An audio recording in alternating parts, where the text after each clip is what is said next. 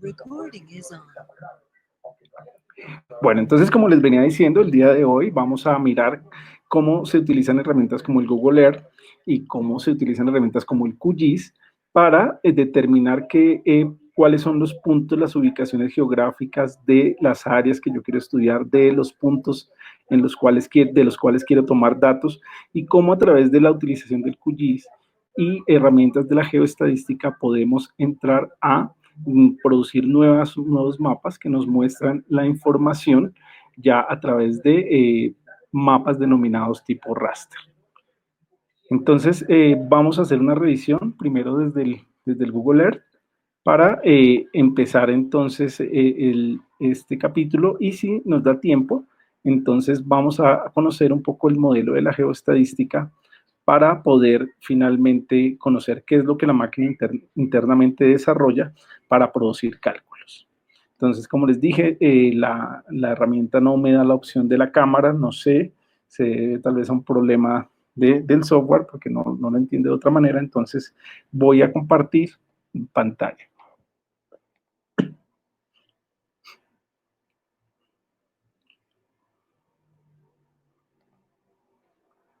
Ahí la podemos ver la pantalla.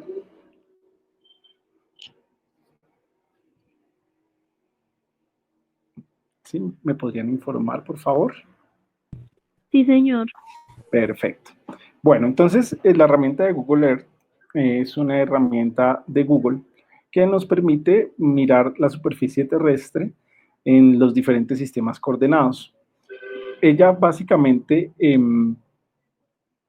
mediante esta función buscar, me recibe la información primero de lo que es el tema de la latitud, la cual se expresa pues para el caso de terrenos aquí en Colombia en latitud norte, como habíamos visto, y la longitud que estaríamos ubicados en el hemisferio occidental y se define con una W.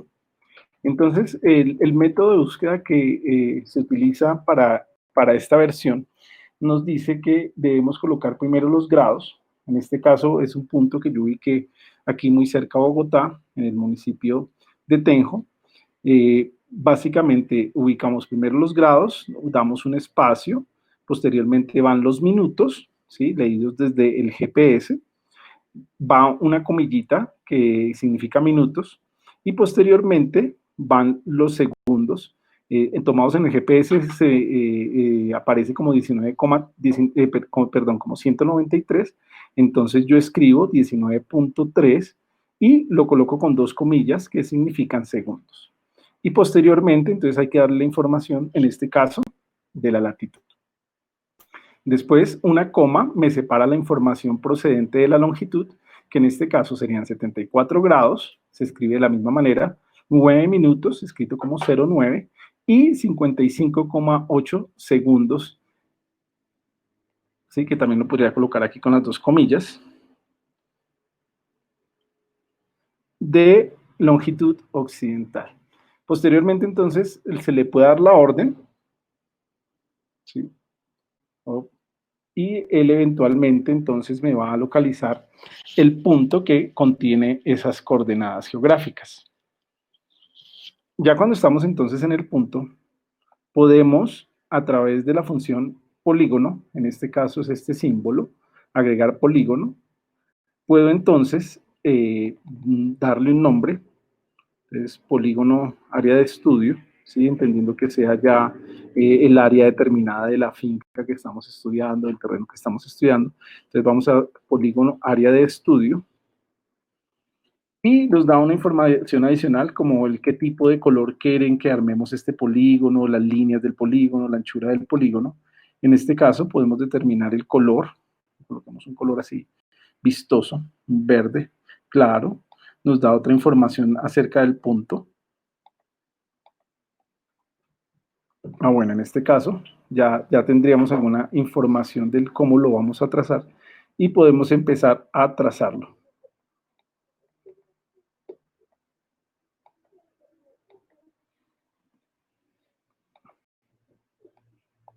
Entonces ya le damos OK, aceptar. ¿Sí? Entonces habíamos denominado como polígono área de estudio. a esa área.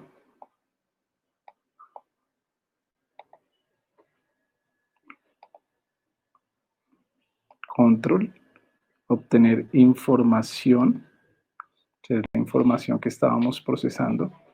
Y en ese punto podemos entonces definir un área.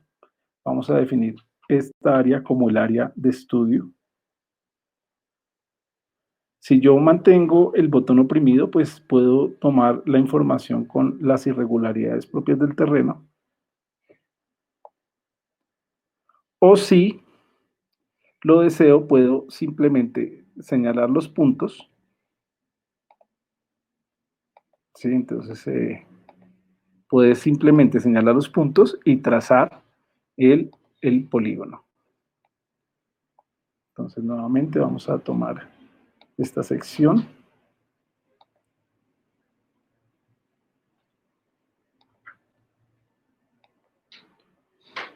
Bueno, ya entonces tendríamos allí un polígono, un área de estudio, podemos mirar otra información, en este caso en medidas, podemos cambiar el sistema de medición, podemos ponerlo en nuestro sistema métrico decimal, eventualmente nos queda más fácil entenderlo en metros, nos da la lectura del perímetro, entendiendo que el perímetro es la suma de los lados de la figura geométrica, y el área también la podemos determinar en metros cuadrados para establecer a cuánto corresponde. En este caso serían 189.000 metros cuadrados.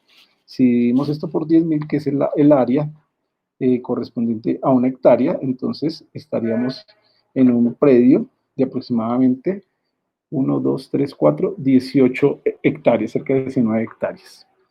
Entonces le damos a aceptar. Ahí podríamos entonces ya tener el polígono del área de estudio.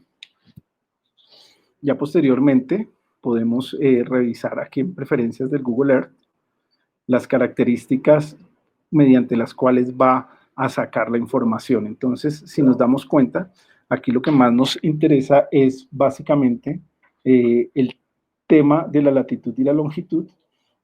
En este caso está expresada en grados, minutos y segundos, o en grados, minutos y decimales, pero a nosotros nos interesa que este archivo que vamos a sacar del Google Earth vaya en coordenadas planas. Entonces utilizamos el sistema universal transversal de Mercator.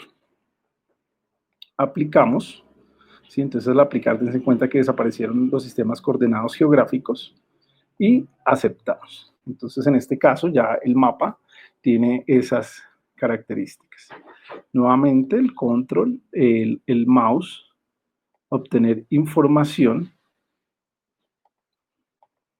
El control, el mouse, entonces el control derecho, el botón derecho del mouse, vamos a guardar lugar como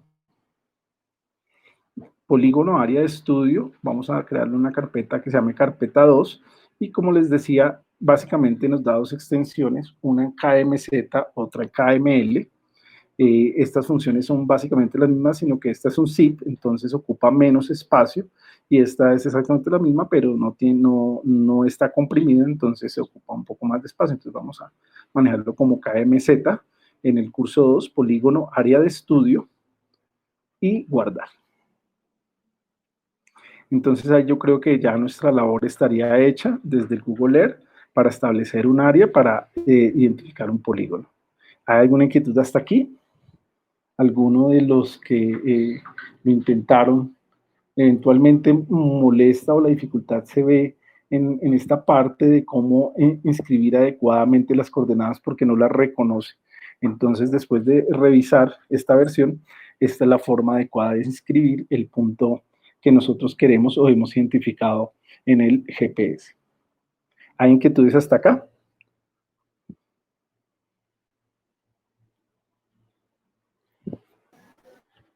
No, señor. Perfecto. Bueno, entonces, si ya vimos entonces que Google Earth es una herramienta, con estas herramientas lo que hay que hacer es muy cuidadoso, mirar los detalles, es complejo a veces, se nos escapan en ocasiones una definición, y eso es lo que a veces hace un poco más complejo el manejo, entonces hay que ser cuidadoso y definitivamente la pericia con este tipo de herramientas se gana con la práctica, eso sí, es definitivo. Bueno, entonces hasta ahí llegamos con el Google Earth. Vamos a cerrarla, ¿sí? Y vamos entonces a entrar a trabajar con el QGIS. Ah, bueno, miren, aprovechemos que aquí tenemos abierto nuestro Landbeaver, que también me han dicho que habían existido también, hay dificultades. Al igual que la herramienta anterior, es una herramienta como de mucho tacto, de mucho cuidado, de manejarla con paciencia, de insistirle y nos puede dar una información valiosa. Entonces, hagamos aquí el ejercicio de determinar qué información entonces vamos a procesar con el Landbeaver. Vamos a procesar esta información del estudio. Bueno, entonces vamos a hacer el ejercicio. Entonces aquí yo tenía otra de estudio, la voy a eliminar. ¿Sí? En estos cuadritos básicamente me permite incorporar entonces en Landbeaver, podría yo subir el área de estudio o el área de interés a través de esta función o a través de esta función.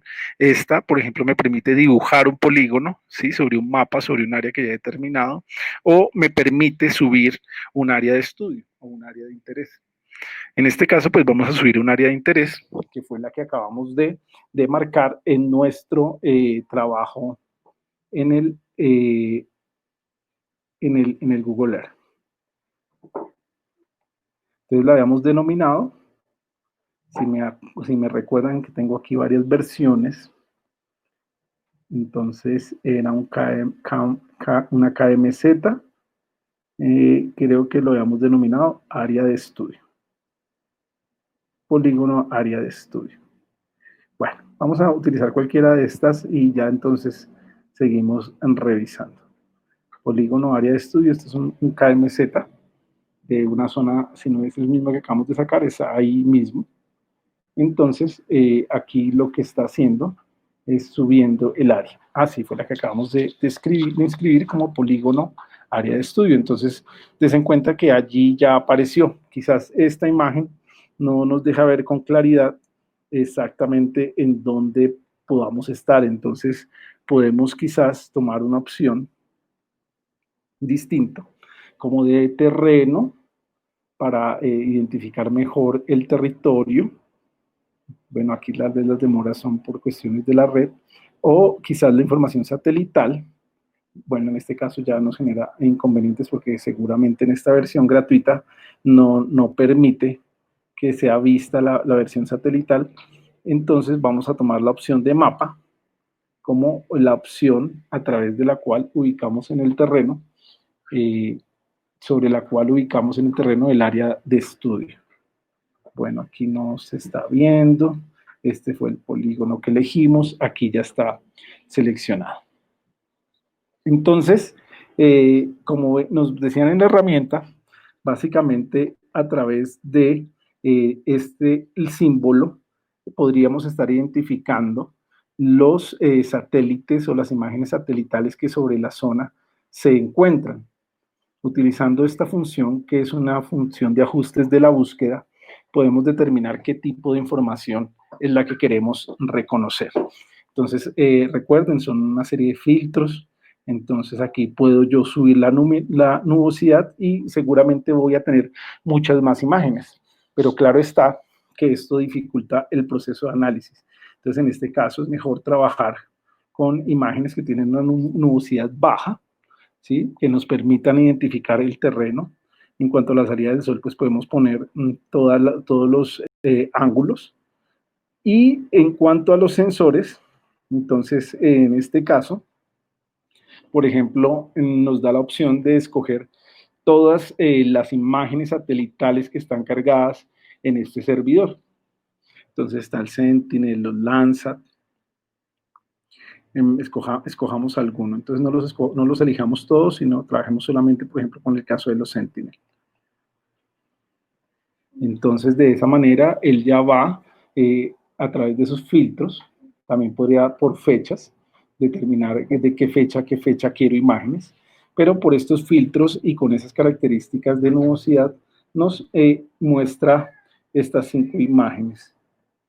¿Sí? Entonces, si revisamos, entonces hay unas imágenes, perdón, aquí que se me escapó, una imagen del 18 de febrero de 2020, del 9 de enero de 2020, del 4 de enero de 2020, son imágenes relativamente recientes que eventualmente tendrían que ver con el área de estudiantes. Por ejemplo, esta, si le damos clic, entonces nos empieza a mostrar qué parte del área de estudio entonces estaría allí dentro de esta imagen. Entonces vemos que una parte no queda, entonces vamos a una siguiente opción.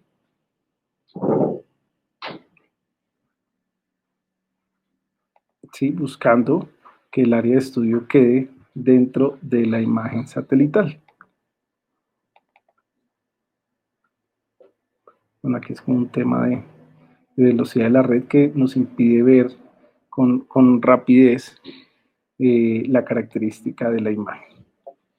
Pero bueno, entonces elijamos alguna que no tenga una alta nubiosidad para ver qué tipo de información podemos lograr de ella.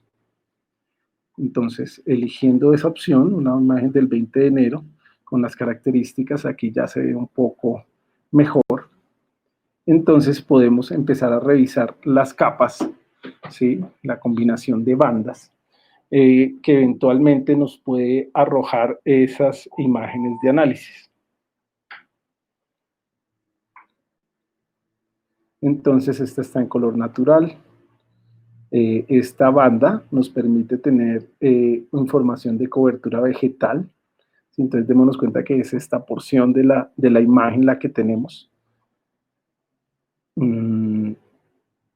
Si le damos sobre este icono de I, entonces nos da una información adicional de esa imagen. En este caso, la banda de cobertura forestal son básicamente las bandas rojo, verde y azul.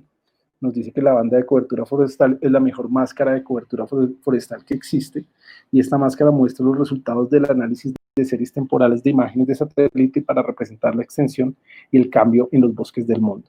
La máscara fue desarrollada por la Universidad de Maryland en el Departamento de Ciencias Geográficas. Para más detalles, consulte los siguientes enlaces. Entonces, aquí ya podemos ver entonces combinación de capas y el software nos va diciendo qué podemos interpretar de ella, ¿no? Como un primer momento. Entonces, banda de detección de incendios. Y aquí está entonces la banda, el NDVI, que hemos visto que es un índice que nos da información interesante sobre cobertura vegetal.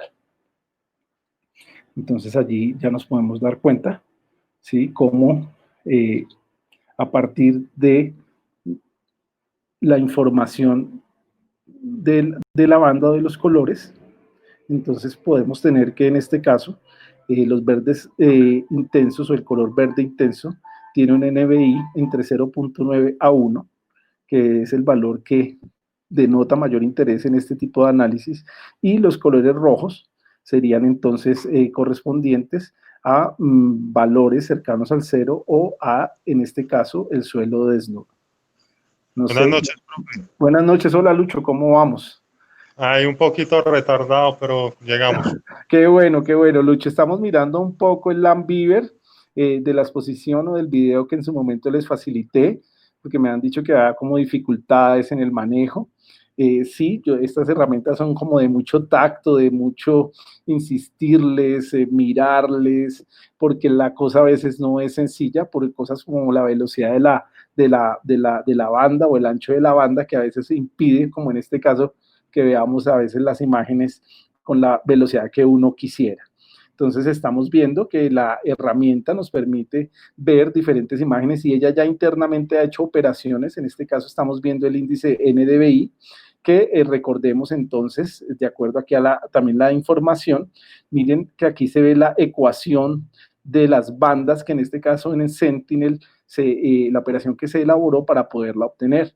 Entonces aquí estaría el infrarrojo cercano, el verde, sobre la sumatoria de los dos, de las dos bandas, ¿no? Entonces, recordemos lo que nos dicen de la teoría, el índice de diferencia normalizada de la vegetación, o NDVI, índice de vegetación diferencial normalizado, es a menudo usado para monitorear las sequías, para monitorear y predecir producción agrícola, para ayudar a la predicción de zonas susceptibles de incendios y para los mapas de desertización. El NDVI es un índice de vegetación estandarizado que nos permite generar imágenes que muestren la biomasa relativa, la absorción de clorofila de la banda roja y el alto reflejo relativo de la vegetación en la banda del infrarrojo cercano o NIR. Se usan, ¿no? Entonces, aquí entonces estaríamos viendo para este terreno, ¿sí? Si lo viéramos todo, que tiene una zona de mayor productividad, de unos mejores resultados o vigorosidad del cultivo, mientras que estas zonas, un poco ya más hacia los colores opacos, tendiendo hacia el rojo, pues no tiene la misma vigorosidad según el análisis de NDVI. Entonces aquí volviendo a espalda, podemos ver otras operaciones que nos muestra el software, en este caso la página. Entonces nos muestra otro indicador que es el SABI, que es un ajuste del NDVI, ¿sí? También por suelos, allí está la fórmula y nos explican internamente dándole de qué se trata. Hay otro de los índices que nos pueden interesar, el EBI también muy utilizado. Entonces aquí podemos revisar uno por uno cuál nos interesa. Este, el NDWI, tiene mucho que ver o se usa bastante para mirar cuerpos de agua o la cantidad de humedad que puede existir en el suelo. Entonces, en este caso, si lo seleccionamos, nos va a dar una información distinta, ¿sí? Que esta corresponde con la que venía. Entonces, aquí nos están diciendo, ¿sí? Tocaría entonces revisar cada uno de los índices, qué información. Entonces empezamos a obtener, recordemos un poco la definición de este índice. Entonces está la relación de las bandas que se operaron para obtenerlos y dicen que el índice de diferencia normalizada del agua, o NDWI, para Estados Unidos, o en inglés, la radiación infrarroja cercana reflejada y la luz verde visible para mejorar la presencia de las mismas al tiempo que elimina la presencia de la Tierra y la vegetación terrestre. El NDWI también puede proporcionar a los investigadores identificados de turbidez de cuerpos de agua utilizando datos digitales de detección remota. Entonces, es un índice que nos muestra un poco los contenidos de humedad de los suelos. Se utiliza para determinar cuerpos de agua. Entonces ya podemos, a partir del tipo de estudio que estemos realizando, identificar cuál podría ser la información o el tipo de índice que más nos puede interesar. Entonces démonos cuenta que la herramienta nos permite generar ese trabajo y esa manipulación. Allí hay más funciones y entonces ya después de que hemos determinado finalmente cuál es la banda o el NBI que vamos a utilizar, el índice que vamos a utilizar, entonces podemos entrar a descargarlo utilizando esta función, o si queremos en esta opción también se puede descargar. Y allí ya tendríamos entonces una imagen que podemos utilizar para análisis de producción. ¿Sí? Un poco más claro, y los invito entonces a que lo manipulen, y es una forma de obtener imágenes satelitales o de tener ya análisis si eventualmente no los quiero procesar en el QGIS o en el Sistema de Información Geográfica. Si yo los quiero procesar en el Sistema de Información Geográfica, tener esta misma información, entonces tengo que bajar las bandas, ¿sí? La de infrarrojo cercano, la franja del verde, y ahí sí hacer operaciones con el QGIS para obtener esta misma imagen, que es la que en este caso está arrojando el Lambert. ¿Hay alguna inquietud hasta acá?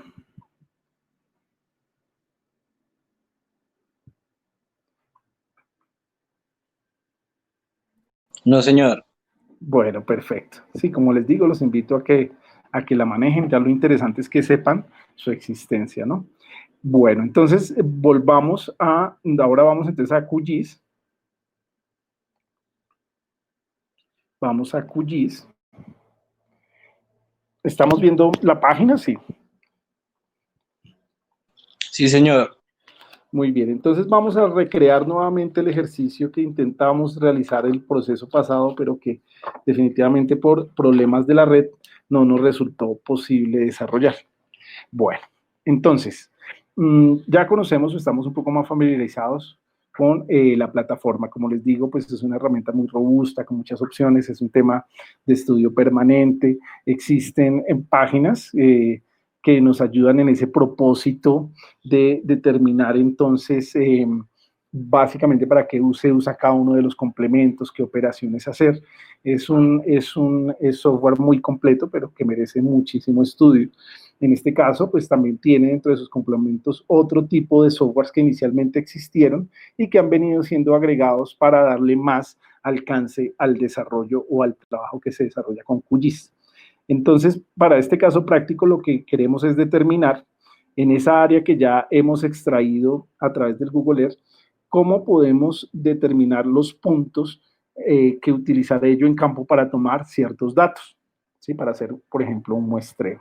Entonces, en este caso concreto, iniciamos el proceso mediante la función administrar fuentes de datos, en este caso de carácter vectorial, ¿sí? Que es básicamente traer ese mapa o ese polígono que ya extrajimos del Google Earth.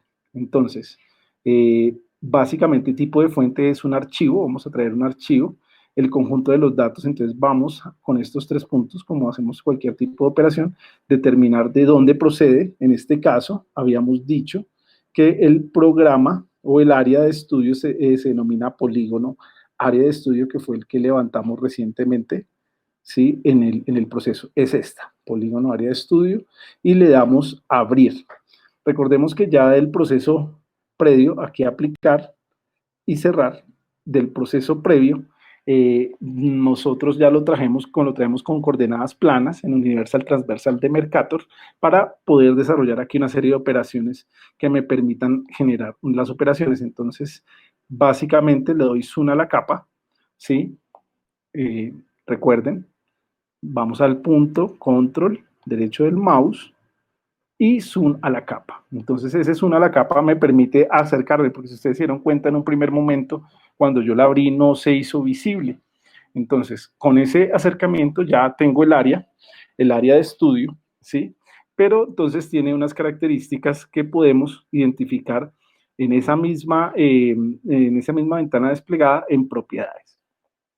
Entonces, en propiedades podemos tener información de ese archivo y básicamente me interesa esta, sobre la fuente. Entonces me dice el nombre de la capa y lo que hemos venido trabajando, el tema del sistema de referencia de coordenadas del origen. En este caso, viene en este sistema, ¿sí?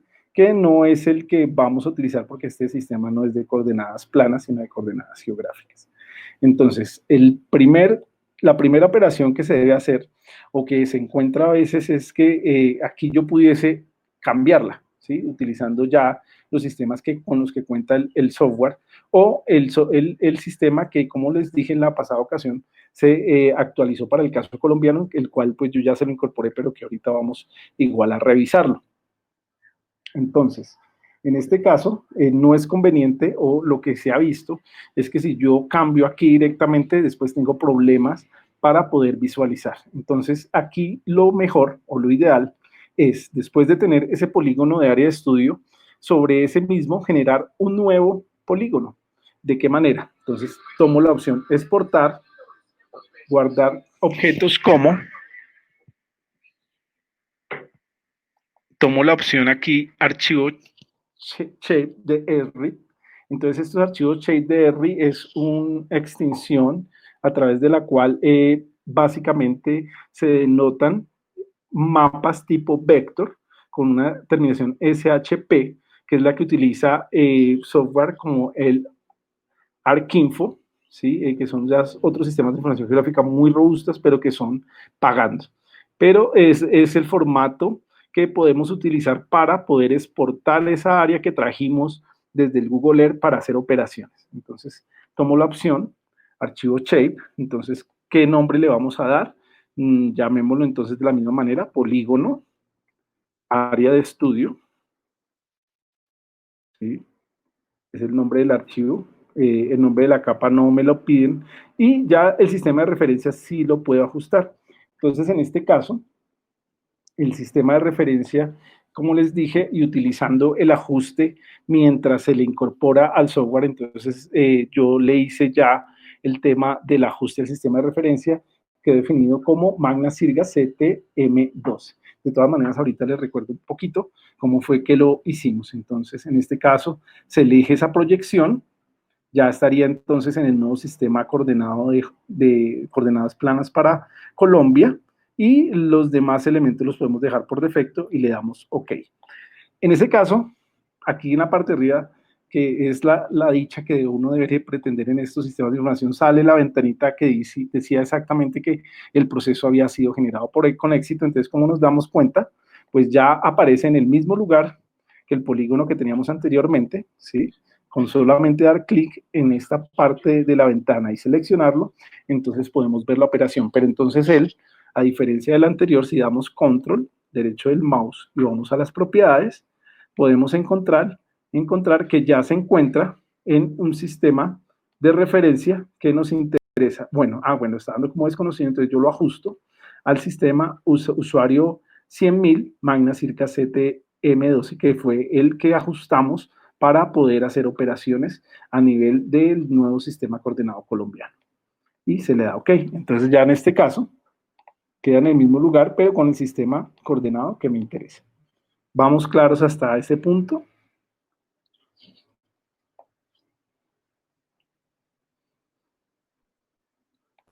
Sí, señor.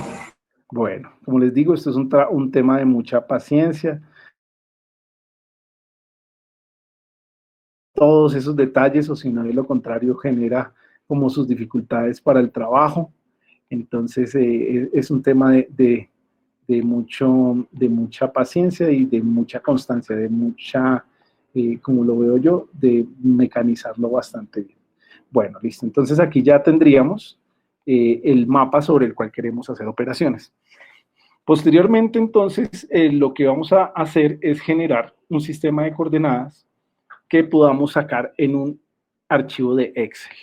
¿Para qué? Para llevarlo a campo y poder en campo entonces ya tomar nuestros datos. Por eso ese ejercicio que hicimos en su momento acerca de determinar qué iba a muestrear para efectos de en su momento llevarlo a una herramienta como esta y poder entonces definir qué criterios utilizar para utilizar la herramienta y poder tener esa información de campo. Entonces, en este caso, se utiliza el análisis vectorial.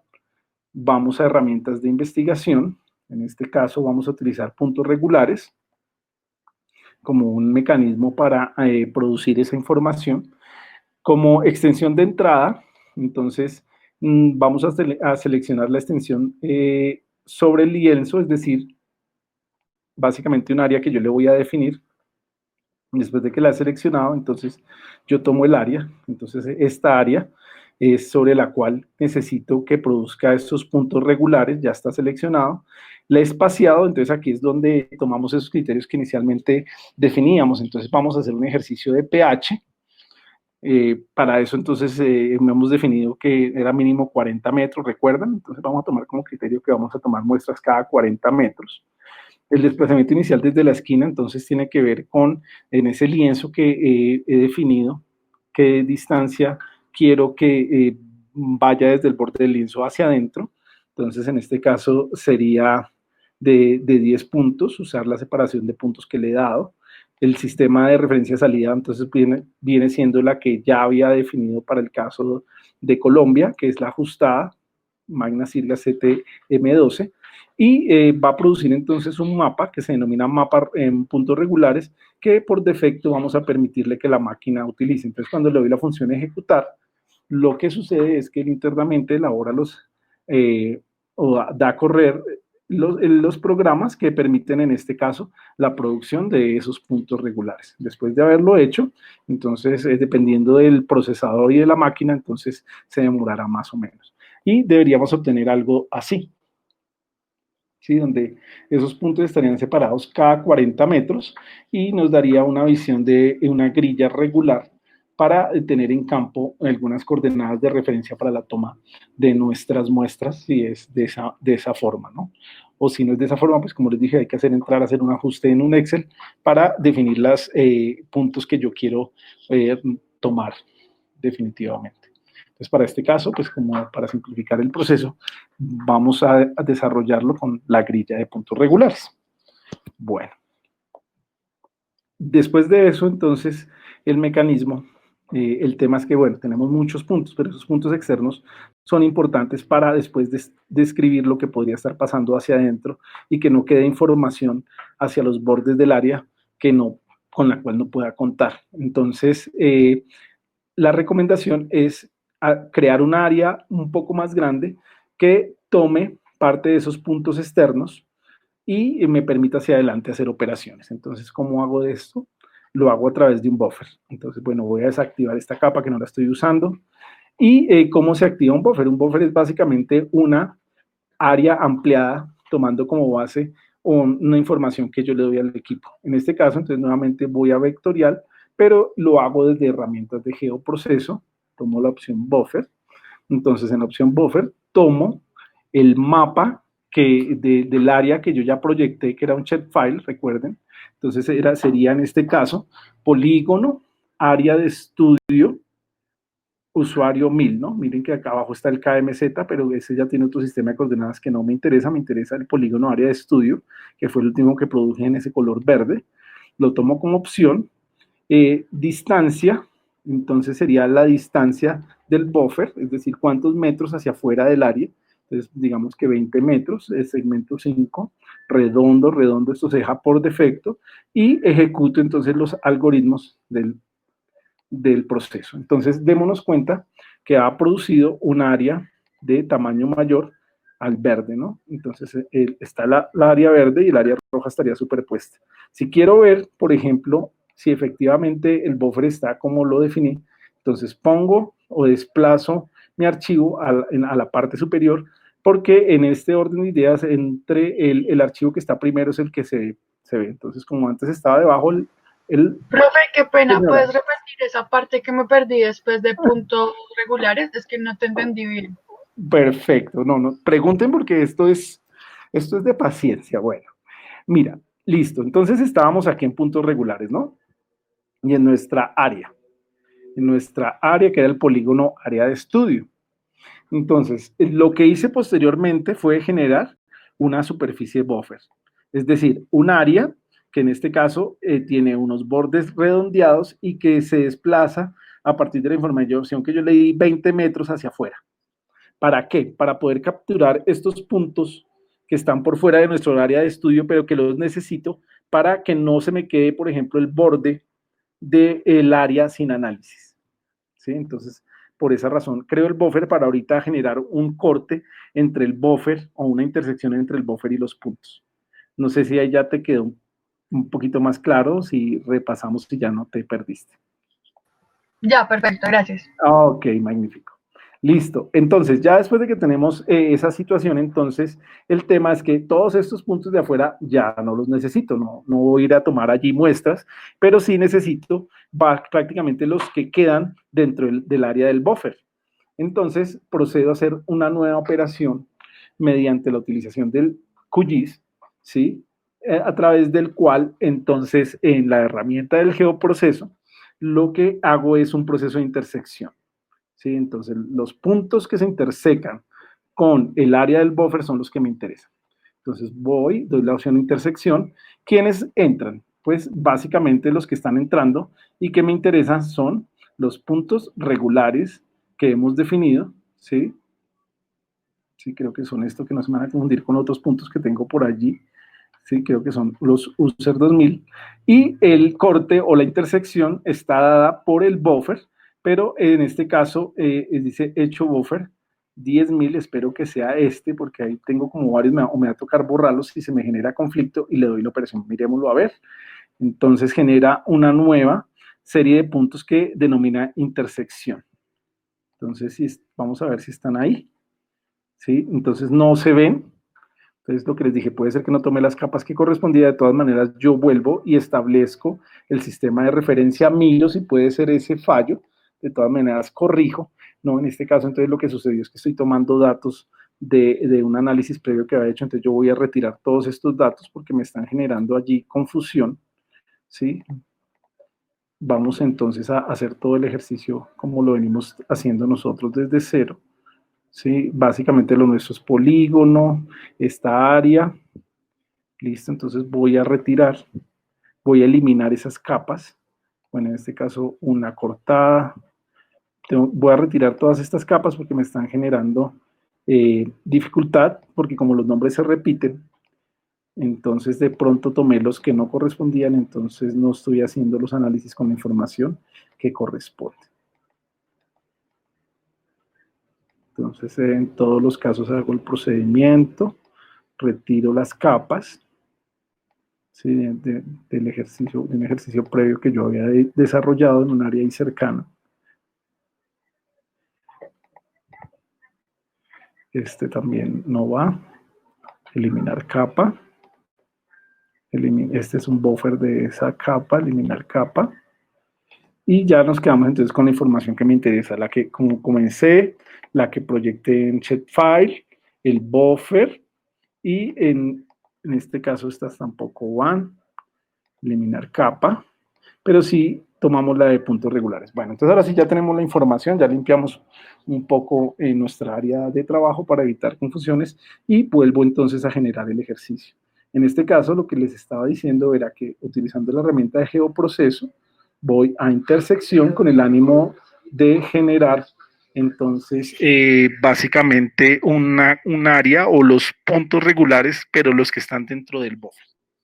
Entonces, la capa de entrada serían puntos regulares con nuestro sistema de coordenadas definido y la capa de superposición, es decir, el área en la cual quiero hacer el proceso de intersección, en este caso estaría definida por el hecho buffer de 10.000, que ahora sí aparece allí solamente uno, y lo demás lo podemos mantener por defecto.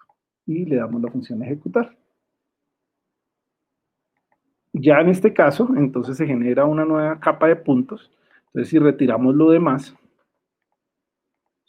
serían esos puntos de intersección dentro del área buffer y que en última serían esos puntos de los cuales quiero sacar la base de datos para ir a campo a tomar las muestras.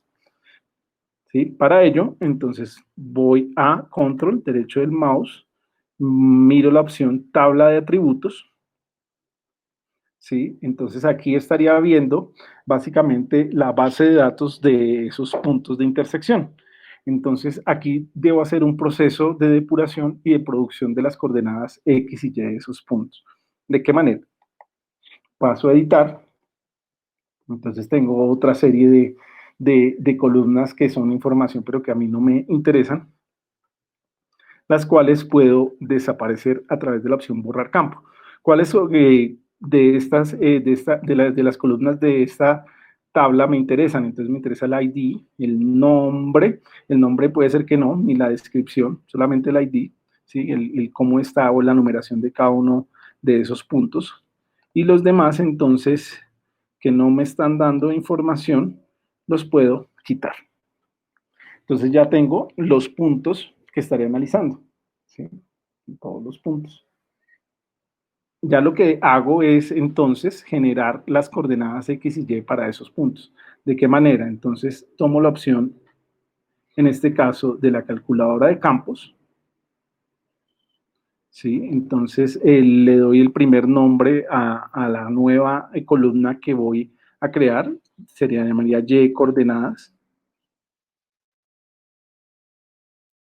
Este número va a salir como un número decimal real, entonces voy a decir que la longitud del campo va a ser de 10 posiciones y la precisión o los niveles después de la coma vamos a darle 3 posiciones. Después de ello, entonces voy a geometría en ese caso los puntos, y tomo una función que en este caso está denotada por pesos Y, le doy doble clic y entonces ya me aparece en esta parte, que es donde se desarrollan las operaciones, la expresión, y ya abajo podemos ver cómo podría ser la salida de ese número. Entonces ya vemos que es básicamente la coordenada en Y, definida en metros para ese sistema de referencia que yo creé a partir del nuevo sistema de referencia para Colombia. Y le doy OK. Entonces, en ese caso, ya, además del ID, nos aparecieron las coordenadas en Y de ese punto. El mismo proceso sigo para establecer las coordenadas en X del mismo punto. Entonces, abrir la calculadora, X coordenadas, la misma definición, es un número decimal, ¿sí? Porque los metros también salen con la aproximación decimal. Le doy esa extensión máxima, ¿sí? Al nivel de precisión deseado, y nuevamente voy a la geometría en este caso los puntos, pero en esta ocasión denoto la función pesos X, SK. Entonces aquí en la mano derecha nos dice qué es lo que pasa con esa función, devuelve la coordenada X del objeto actual, la sintaxis y como ejemplo. Entonces aquí tomo la opción y aquí ya me está mostrando entonces cómo va a ser la salida, ahí está OK, y le doy el OK. Entonces ya tendría las coordenadas X y Y, las cuales puedo exportar a una tabla de Excel, y esta sería la información que yo utilizaría en campo para tomar entonces la información o la que utilizaría para ajustar mi información o los puntos en los cuales quiero ir a hacer el muestreo, dependiendo de la variable que yo quiera establecer. Después de ello, entonces cierro el proceso de edición y me pregunta la máquina que si voy a guardar los cambios en la capa intersección y le doy salvar.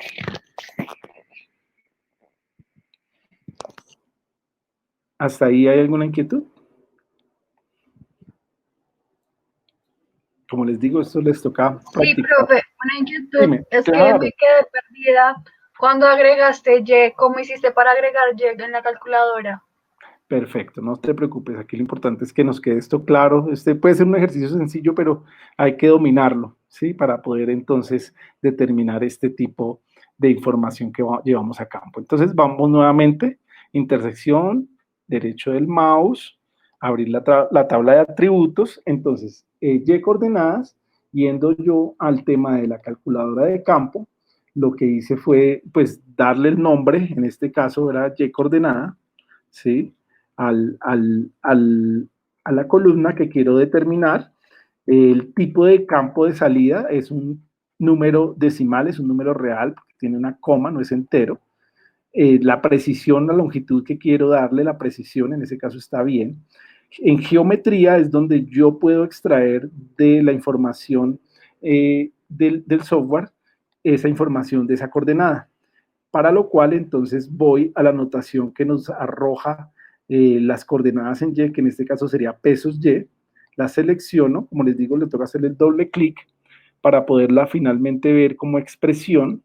Ya en esta parte de abajo estamos viendo cómo se vería y ahí le doy el OK, ¿sí? Pues en este caso no se puede porque pues ahí ya está montado, ¿no? Pero entonces ahí ya podemos verlos. ¿Sí te quedó más claro? Sí, profe, muchas gracias. Bueno, entonces ya después de eso, como les digo, se cierran los procesos de edición.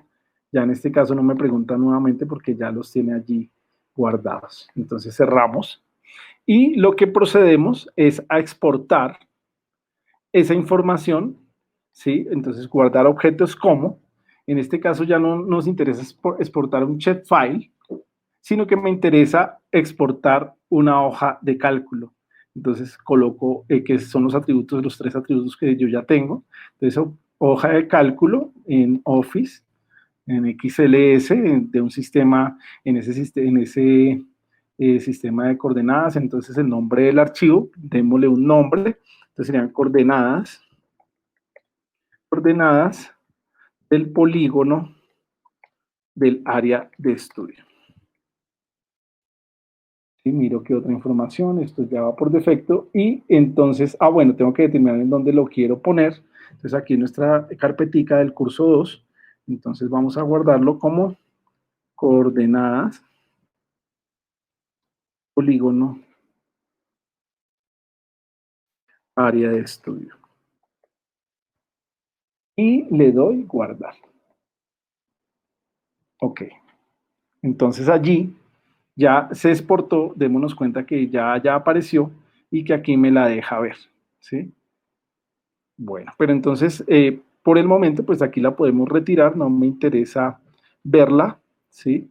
Porque primero tendría que entonces, en la práctica, tomar esos datos, ir a campo, tomar los datos de pH, alimentar esa base de datos y ahí sí volver, que es lo que antes vamos a hacer aquí simuladamente. Entonces, vamos a ir a la carpeta donde guardamos esa información. Le habíamos dicho que se llamara coordenadas, polígono, área de estudio, si mal no estoy, es esta.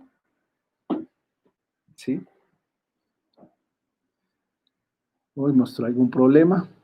Que sí, que por favor trate de recuperar. Ok, entonces aquí ya como que nos dice que pudo recuperarlo, que quitó lo que no servía o que tenía generalmente un conflicto. Entonces aquí ya estamos viendo en una hoja de Excel, perdón, aquí voy a retirar esto que fue como la información de lo que pasó. Vamos a retirar este Word, me interesa trabajar sobre este Excel. Entonces tengo las coordenadas en Y, las coordenadas en X y los ID. Y entonces vamos a crear una nueva columna que es la del pH. Entonces allá en la práctica tomamos datos y aquí para efectos del cálculo simplemente los vamos a simular, ¿no? Recuerden que el tema de campo es que los datos sí guardan algún tipo de correlación o de autocorrelación, ¿no? Entonces esto que pues voy a hacer es un poco por fuera de lo que realmente pasa en la naturaleza, pero para efectos del estudio pues lo vamos a tomar como válido. Entonces yo voy a poner daticos cercanos para poder simular, ¿sí? Es un tema de modelación, solamente a manera de ejercicio, datos desde el 4 de pH, ¿sí? Pero aproximadamente trato de mantener una cercanía de los datos como para no transgredir mucho la herramienta y que me dé algo medianamente coherente. Sí, pero como les digo, pues en la práctica no sucede así. Realmente en la espacialidad de los datos tienen algún tipo de relación, ¿no? Que es el criterio para utilizar sistemas de geoestadística. Entonces, bueno, voy a colocar aquí unos daticos, algunos, como les digo, cercanos para efectos de análisis. No voy a saltar de uno al otro de manera de misericordia porque pues no es lo que sucede en la realidad. Bueno, voy a tomar esos y voy a antes a hacer aquí unas operaciones pequeñas, voy a empezar a cortar y pegar algo donde se aproximen para efectos de poder rellenar la tabla. Como les digo, pues este ya es el ejercicio hecho en campo con un GPS, ¿sí? A través del cual entonces vamos entonces simulando o vamos tomando datos de lo que está pasando para posteriormente llevarlos a estas herramientas de análisis y poder determinar qué pasó o poder tener un mapa. En este caso, que vamos a obtener es un mapa tipo raster, que es un mapa de píxeles de lo que podría estar pasando en el campo en algún momento determinado. Vamos a tomar todos estos. Bueno, aún hay más. Hay más información. Vamos a repetirla. Porque siempre tomábamos bastantes puntos, o el terreno era pues bastante grande.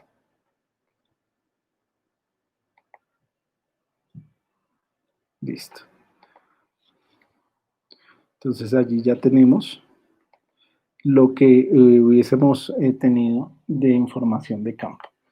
Bueno, entonces ya en este punto lo que hacemos es guardar el archivo, pero lo debemos guardar en otro formato para que podamos llevarlo al QGIS. Entonces, el formato que se utiliza en este caso es el formato CSV, que es un formato en el cual estos datos ya no aparecen dentro de una hoja de cálculo, sino delimitados por comas para que la máquina los pueda interpretar. Sí, señor. Qué pena, profe, ese no pasa directo, en la hoja de cálculo no está ahí.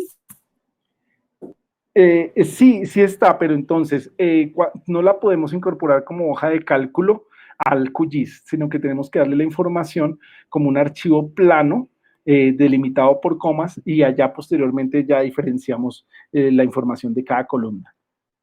Entonces tenemos que exportarla en formato CSV. Sí, entonces el que tenemos en Excel, ya después de haber tomado los datos en campo, tenemos que exportarlo con el formato CSV para que el computador pueda entender esta información separada por comas. ¿Sí? Eso es lo que hacemos. Entonces, en este caso, le doy ese nuevo Muchas formato. gracias, profe. Listos. Sí, señor, sí, César. Entonces, le doy ese nuevo formato y lo guardo. Entonces, creo que ya quedó como coordenadas, polígono, área de estudio. Entonces, aquí nos dice que algunas características se pierden por pasar a ese formato, pero como les digo, es el formato que puede interpretar el QGIS.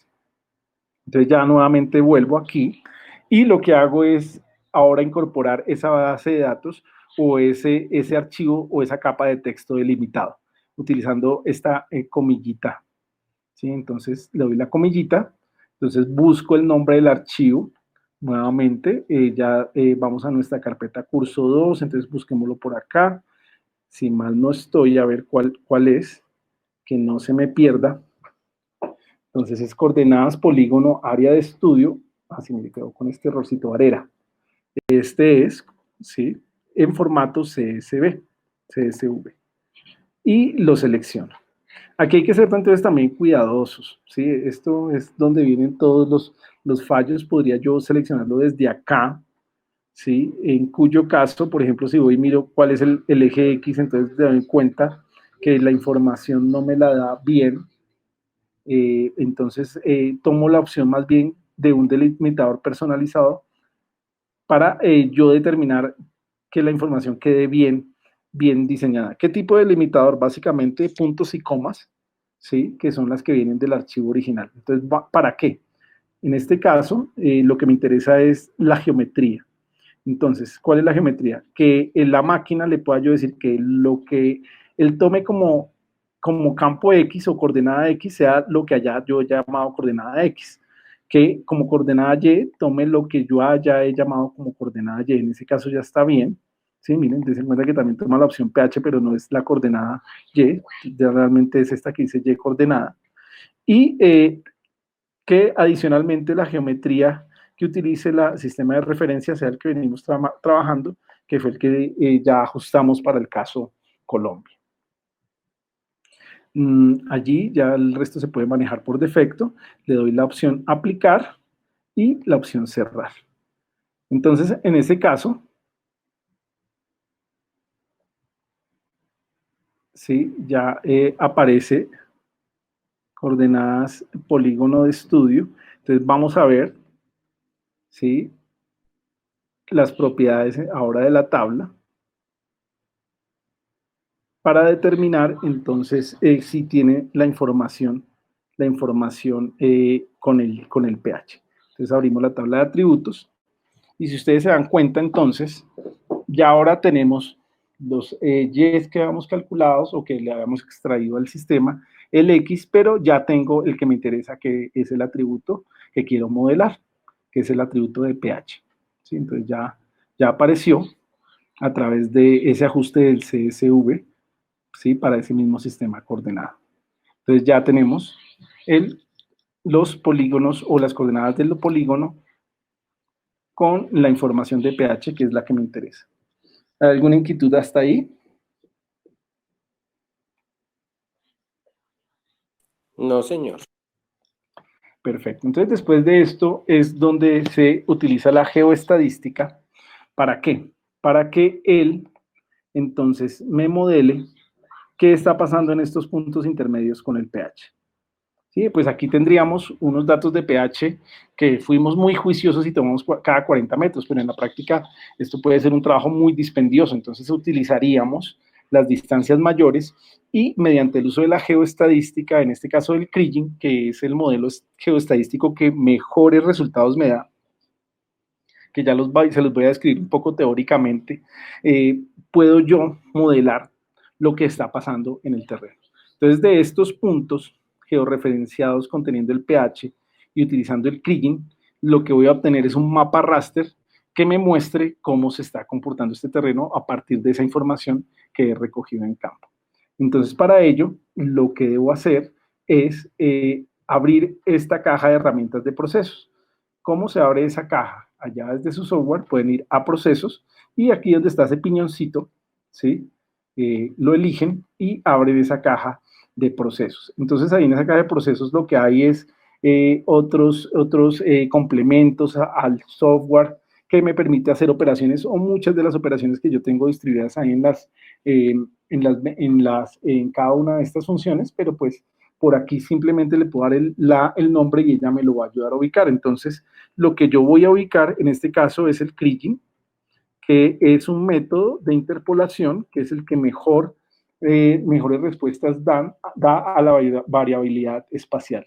Y que, como les digo ahorita, Después de este ejercicio se los voy a relatar de la manera más sencilla para que entiendan un poco cómo funciona. Entonces, en este caso ya encontré el kriging en este complemento Saga, ¿sí? Que son herramientas de procesamiento. Entonces, tomo la opción Ordinary Kriging.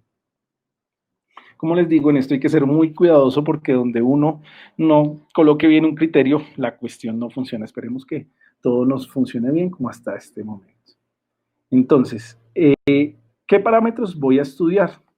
Entonces, básicamente, ¿sí? Necesito analizar estas coordenadas de polígono del área de estudio. ¿Sí? Entonces, ahí ya salió. Si démonos cuenta que aparecen qué puntos los de la intersección, pero los de la intersección no contienen la información del pH, los de puntos regulares tampoco, pero las que sí contienen la información del pH son estas coordenadas polígono área de estudio. Entonces las selecciono. Dentro de la función atributo es básicamente el atributo que en este caso voy a analizar con la geoestadística y que voy a mostrar en el raster, que sería el de pH. El tipo de la calidad de la medición, entonces se toma desviación estándar. ¿Sí? Ya son consideraciones del análisis del kriging. Como tamaño de bloque, entonces sería qué tan grandes son esos bloques que quiero que se produzcan. Recordemos que nosotros tomamos datos cada 40, entonces podríamos estar produciendo unos bloques de 20 metros.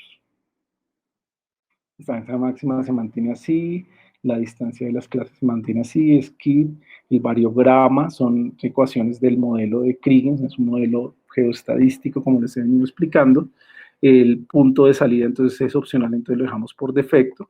También cambia el tamaño de la celda, ¿sí? Entonces vamos a dejarlo a 20 metros, como lo habíamos definido en esta parte del tamaño del bloque. Fit, entonces es un nivel... el bloque, porque es que es de 20. De 20 metros correspondiente al tipo de tamaño de bloque que vamos a elegir. ¿Sí? Entonces lo que necesito son, o lo que quiero modelar son bloquecitos de 20 metros de pH. ¿Sí? Entre más pequeños, pues mejor de pronto ahorita al momento del corte, pero a 20 metros tengo una información que me produciría la interpolación. ¿Sí? Yo los tengo cada 40, pero entonces me estaría dando interpolación cada 20. Listo, gracias. De todas maneras, con esto, pues ustedes pueden ir haciendo sus ejercicios, reduciéndolos para mirar entonces qué tipo de comportamiento pueden tener. El ajuste, entonces lo hacemos por nodos, es ya criterio de la máquina para que funcione el cálculo, como el rango de búsqueda se toma local, la máxima distancia, podemos dejar esa en 1000 metros, el número de puntos, entonces colocamos como definición el máximo número de puntos cercanos posibles. Como mínimo, yo había revisado en la bibliografía que podemos trabajar un mínimo de 4. Bueno, estos son ya criterios para el cálculo del kriging. La dirección de búsqueda, entonces en todas las direcciones, ¿sí? Y la predicción es el archivo que va a generar. Entonces esperemos que hayamos tomado bien los criterios, como les digo, a veces donde esto cambie, donde no lo elijamos bien, empiezan los inconvenientes a la hora de la operación. Y le damos a ejecutar. Entonces aquí ya sale cómo corre el algoritmo, ¿sí? Ahí lo está procesando, ¿sí? Como les digo, dependiendo también del tipo de máquina que tengamos, entonces se demora más o menos. Los videos que he visto pues se demoran como mucho, tal vez tenían unos procesadores un poquito más lentos. Y ahí algo me mostró unas capas que no quiso calcular. Esperemos que sí, que no sean las capas que necesitamos. Entonces, él básicamente arroja dos capas en estos raster. Una de predicción, que es la que me interesa, y una de la calidad de la medida. Entonces, vamos a trabajar con la de predicción. ¿Sí? Entonces, ahí en principio no vemos nada, ¿no? Entonces, es donde ya tenemos que empezar a hacer un proceso de edición de propiedades para revisar entonces qué está pasando. Entonces, por ejemplo, pongamos aquí el polígono encima. A ver si lo puse encima. No se dejó poner encima. ¿Sí? Voy, si quieren, a quitar este que es como la calidad de los datos del análisis que hizo. no es el que vamos a analizar. Vamos a dejar el de predicción. Vamos a poner el polígono nuestro encima para poder ver exactamente entonces cómo quedó dentro del área que acabamos de predecir, ¿sí? A través del modelo Kriging. Entonces ahí, ¡tim! Entonces la cuestión quedaría más o menos así, porque recuerden que nuestra área de estudio fue un poquito más extensa o nuestra área de cálculo a la del estudio para que no quedara nada o por dentro algo sin analizarse, ¿no? Entonces ahí lo tenemos.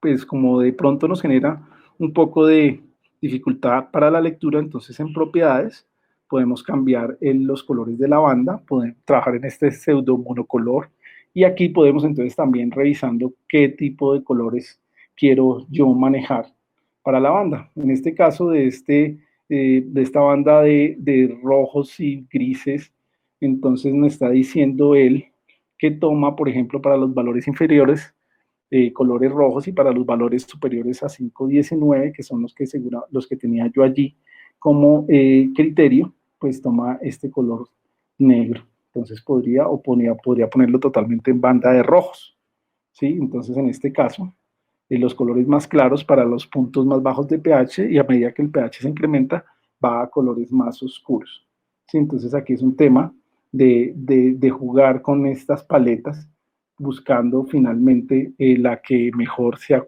ajuste a lo que quiero yo básicamente interpretar. Entonces, pues, yo creo que esta nos puede dar una información adecuada.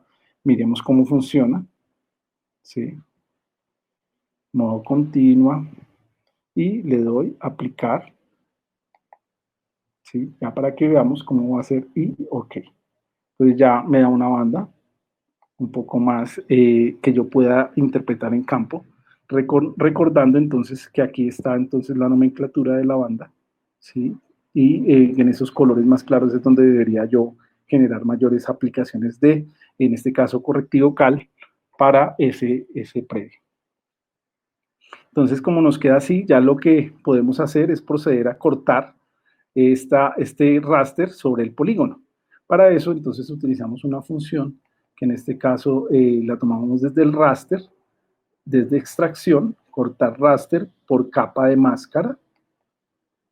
Entonces, en este caso, lo que vamos a cortar es la predicción, ¿sí? La capa de máscara, podemos tomar el buffer o el polígono área de estudio, ¿sí? Entonces, hagámoslo sobre el polígono área de estudio.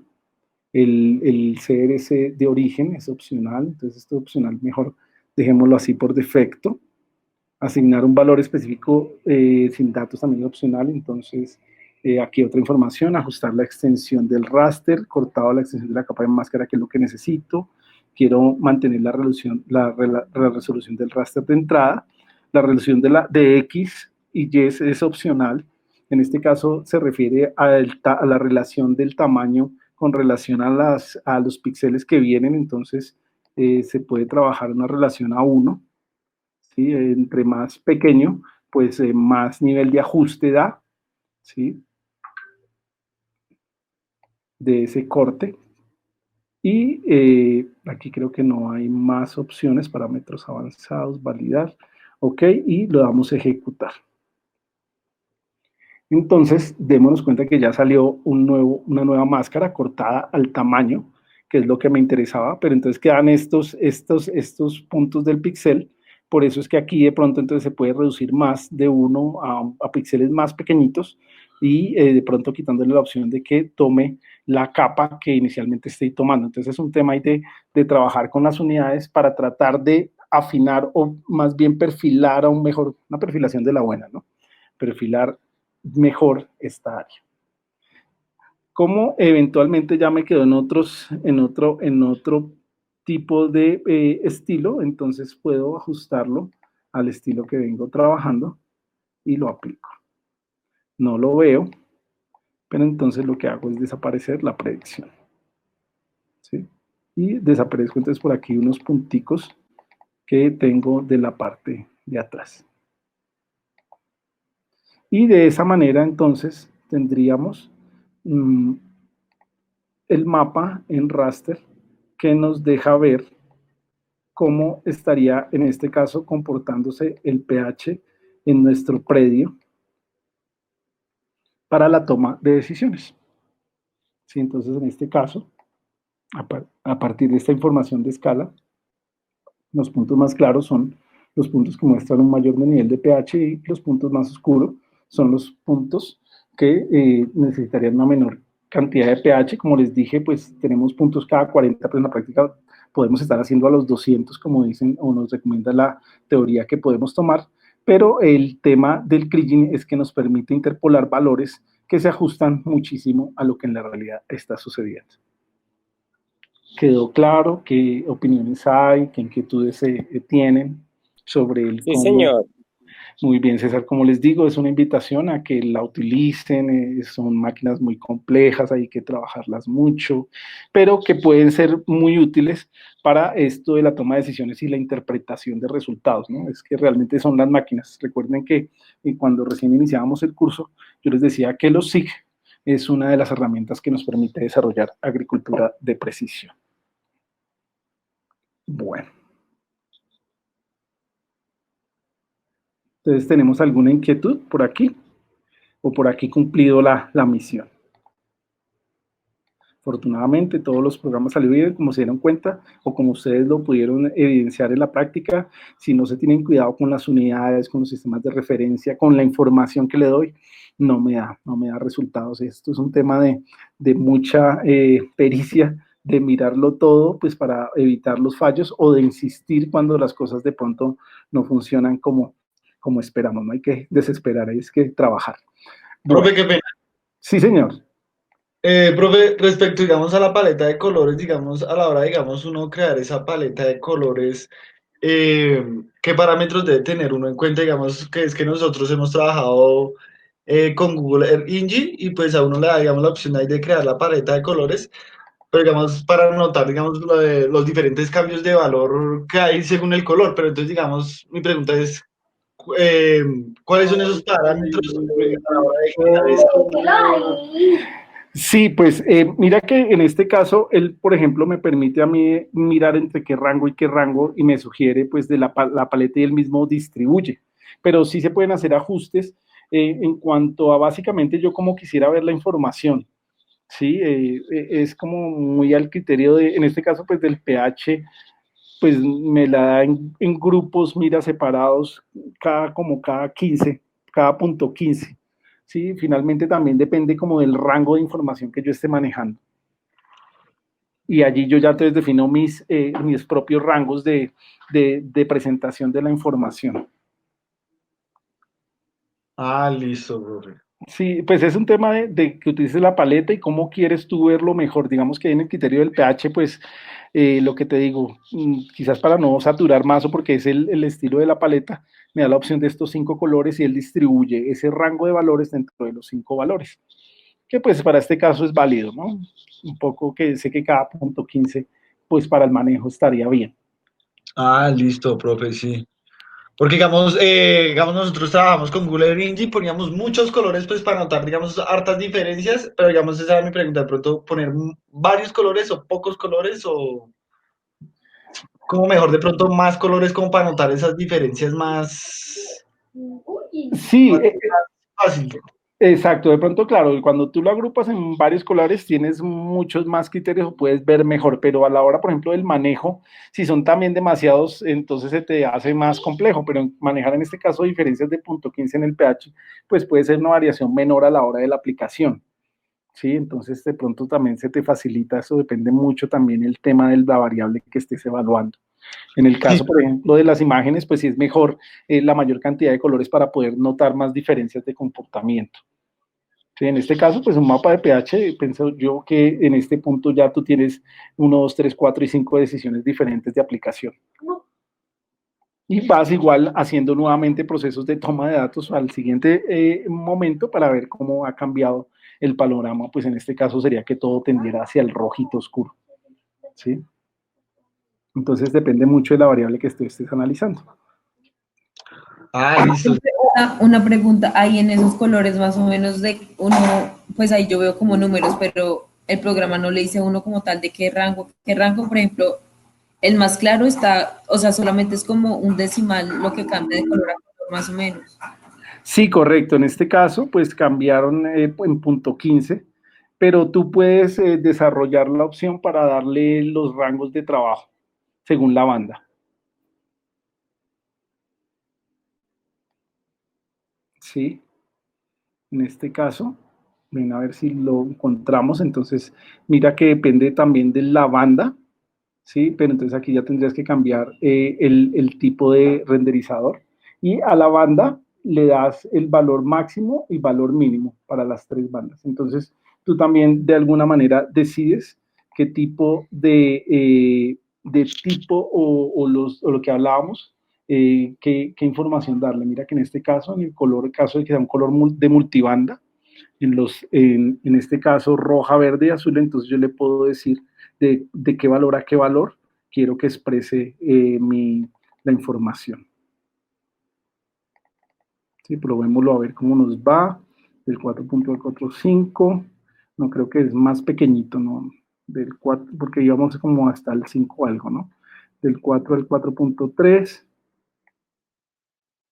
En este caso, no, banda 1, en mínimo, entonces sería como el 4, coloquémoslo 31, que no creo que tenga sus valores, al 4,6. Y en este caso el 4,61 en adelante. Creo que fue 5, no sé, 5,5. ¿Sí?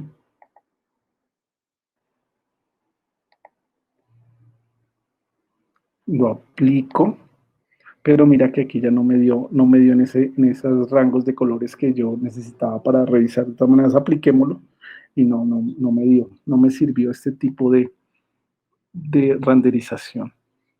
Entonces, ese es el ejercicio. Finalmente, el software te permite y tú puedes ir básicamente definiendo las bandas o los rangos que tú quieres trabajar. En este caso, pues son muy pequeñitos. Trabajamos hasta el 5.2. Entonces, en este caso, nos las está mostrando todas. Pero tú puedes hacer ajuste a las bandas. ¿Sí? O tomar otra gama de colores. Ah, listo, profe, muy amable. Gracias. Bueno. Sí, ahí es una invitación a que lo manipulen. Bueno, entonces esto sería entonces hasta aquí con el uso del QGIS. Vamos a ver si de pronto en la última sesión hacemos otro ejercicio, pero ya utilizando imágenes satelitales. ¿Sí? Como a través de la utilización de complementos, yo importo directamente las imágenes satelitales y las bajo directamente de las bases de datos y hago operaciones. Pero entonces dejémoslo para nuestra próxima sesión. Entonces, lo que quiero ahorita es ya contarles un poco la mecánica de lo que es el análisis que él internamente hace, pues es un poco más matemático, pero es que entendamos qué fue lo que hizo la máquina internamente para producir esta información. Entonces, voy a abrir la información de la presentación última relacionada con el análisis geoestadístico. Me dicen si están viendo la presentación.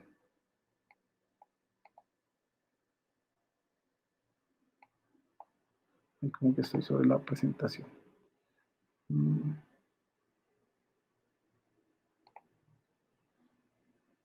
¿Qué se me hizo? Okay. ¿Sí está viendo la presentación? Sí, profe, gracias. Sí, señor, perfecto. Bueno, afortunadamente nos ha funcionado como bien. No funciona el video, pero funciona bien la presentación, que es lo que nos interesa. Bueno, entonces, un poco creo que de esto habíamos hablado algo en la reunión pasada, en el sentido pues de que los mercados cada vez exigen mayor calidad y definitivamente pues a través de la agricultura de precisión podemos ofertar a los mercados con la calidad demandada. Básicamente empezaba yo el análisis acerca de las diferencias que hay entre la estadística y la geoestadística, recordando que en el caso de la estadística, el análisis se centra en la variabilidad de los datos, tratando de obtener correlaciones, dependencias y patrones para explicar fenómenos, tanto físicos como naturales, pero que como particular es que esos datos que yo estoy analizando corresponden en buenas medidas a unos ciertos elementos del azar y no tienen en cuenta el tema de la espacialidad. Mientras que en el tema del uso de la geoestadística o los alcances de la geoestadística, básicamente se centra en el análisis y la modelación de variables asociadas a información espacial en base a una serie de métodos cuyo objetivo es el de estimar valores desconocidos a partir de otros ya conocidos. Entonces, al incorporar la espacialidad, al utilizar información real de campo que ya no es de azar, pues es el modelo que se debe aplicar para poder tener esta información espacial modelada. Entonces, en agricultura de precisión se vienen utilizando distintas herramientas para evaluar estas asociaciones espaciales, las cuales se caracterizan principalmente por poseer un enfoque cuantitativo, es decir, contestar en términos numéricos si una variable posee alguna especie de patrón especial, de tal manera que pueda ser representada, o si esta misma variable puede ser asociada a otras variables, y así explicar el comportamiento productivo y de calidad de un cultivo en términos espaciales y temporales. Esas evaluaciones son la principal temática del área denominada geoestadística. Entonces, la geoestadística se utiliza para poder entonces predecir qué puede estar pasando o también para relacionar variables y establecer qué puede suceder con una variable asociada si la otra cambia. ¿Sí? Entonces, por ejemplo, información de la conductividad eléctrica relacionada o un análisis que nos muestre si guarda relación con la productividad de un terreno. De tal manera que si yo consigo una, puedo modelar lo que van a ser los resultados de la otra. Como les mostraba, pues básicamente la representación gráfica es a través de mapas y también existe la representación en histogramas, que son básicamente estas esa imagen B que vemos allí, ¿sí? Donde todo está representado por estas barras, ¿sí? Una serie de datos y unos alcances. Esta información entonces... Profe, ¿eso queda como en 3D? Sí, correcto. También en 3D podemos mostrar o hacer representación. El QGIS también, mientras tenga la información también de altitud, puede modelarnos en 3D, que se llaman imágenes DEM, que es otra de las funcionalidades del sistema. Muy bien. Entonces, en este caso, visualizaciones en 2D, visualizaciones en histogramas o visualizaciones en 3D. Ya pues habíamos visto un poco el tema de nuestros muestreos, entonces aquí es donde todo esto cobra sentido. En ocasiones no es fácil porque los QGIS, el tema de la geometría hay que programársela, pero como les digo, pues si uno debe tener ciertas habilidades ya para manejar un sistema de grilla, por ejemplo, y eventualmente cambiando datos o haciendo operaciones internas dentro de la base de datos, pues poder entonces modelar, por ejemplo, este otro tipo de toma de datos. ¿Sí? Agregándole valores o restándole valores, es simplemente hacer operaciones internas dentro de esa base de datos para generar nuevos comportamientos. Pero entonces lo que me produce a mí el QGIS sería esta primera resultado y yo ya podría con habilidades en el manejo del Excel pues pasar a otro modelo. También el QGIS pues me permite generar estos random, ¿sí? Esa opción no la vimos, pero está allí mismo en esa parte del procesamiento de la información donde puedo tener variables o resultados o una configuración de tipo aleatorio. Entonces hablábamos un poco de los muestreos continuos y discontinuos. Entonces les mostraba yo cómo con la utilización de este equipo, esta rastra especial, teníamos información continua o una medición continua de la variable y cómo eventualmente si ya seguimos la información que sacamos del posicionamiento geográfico y fuimos a campo y tomamos datos, estaríamos haciendo un muestreo discontinuo.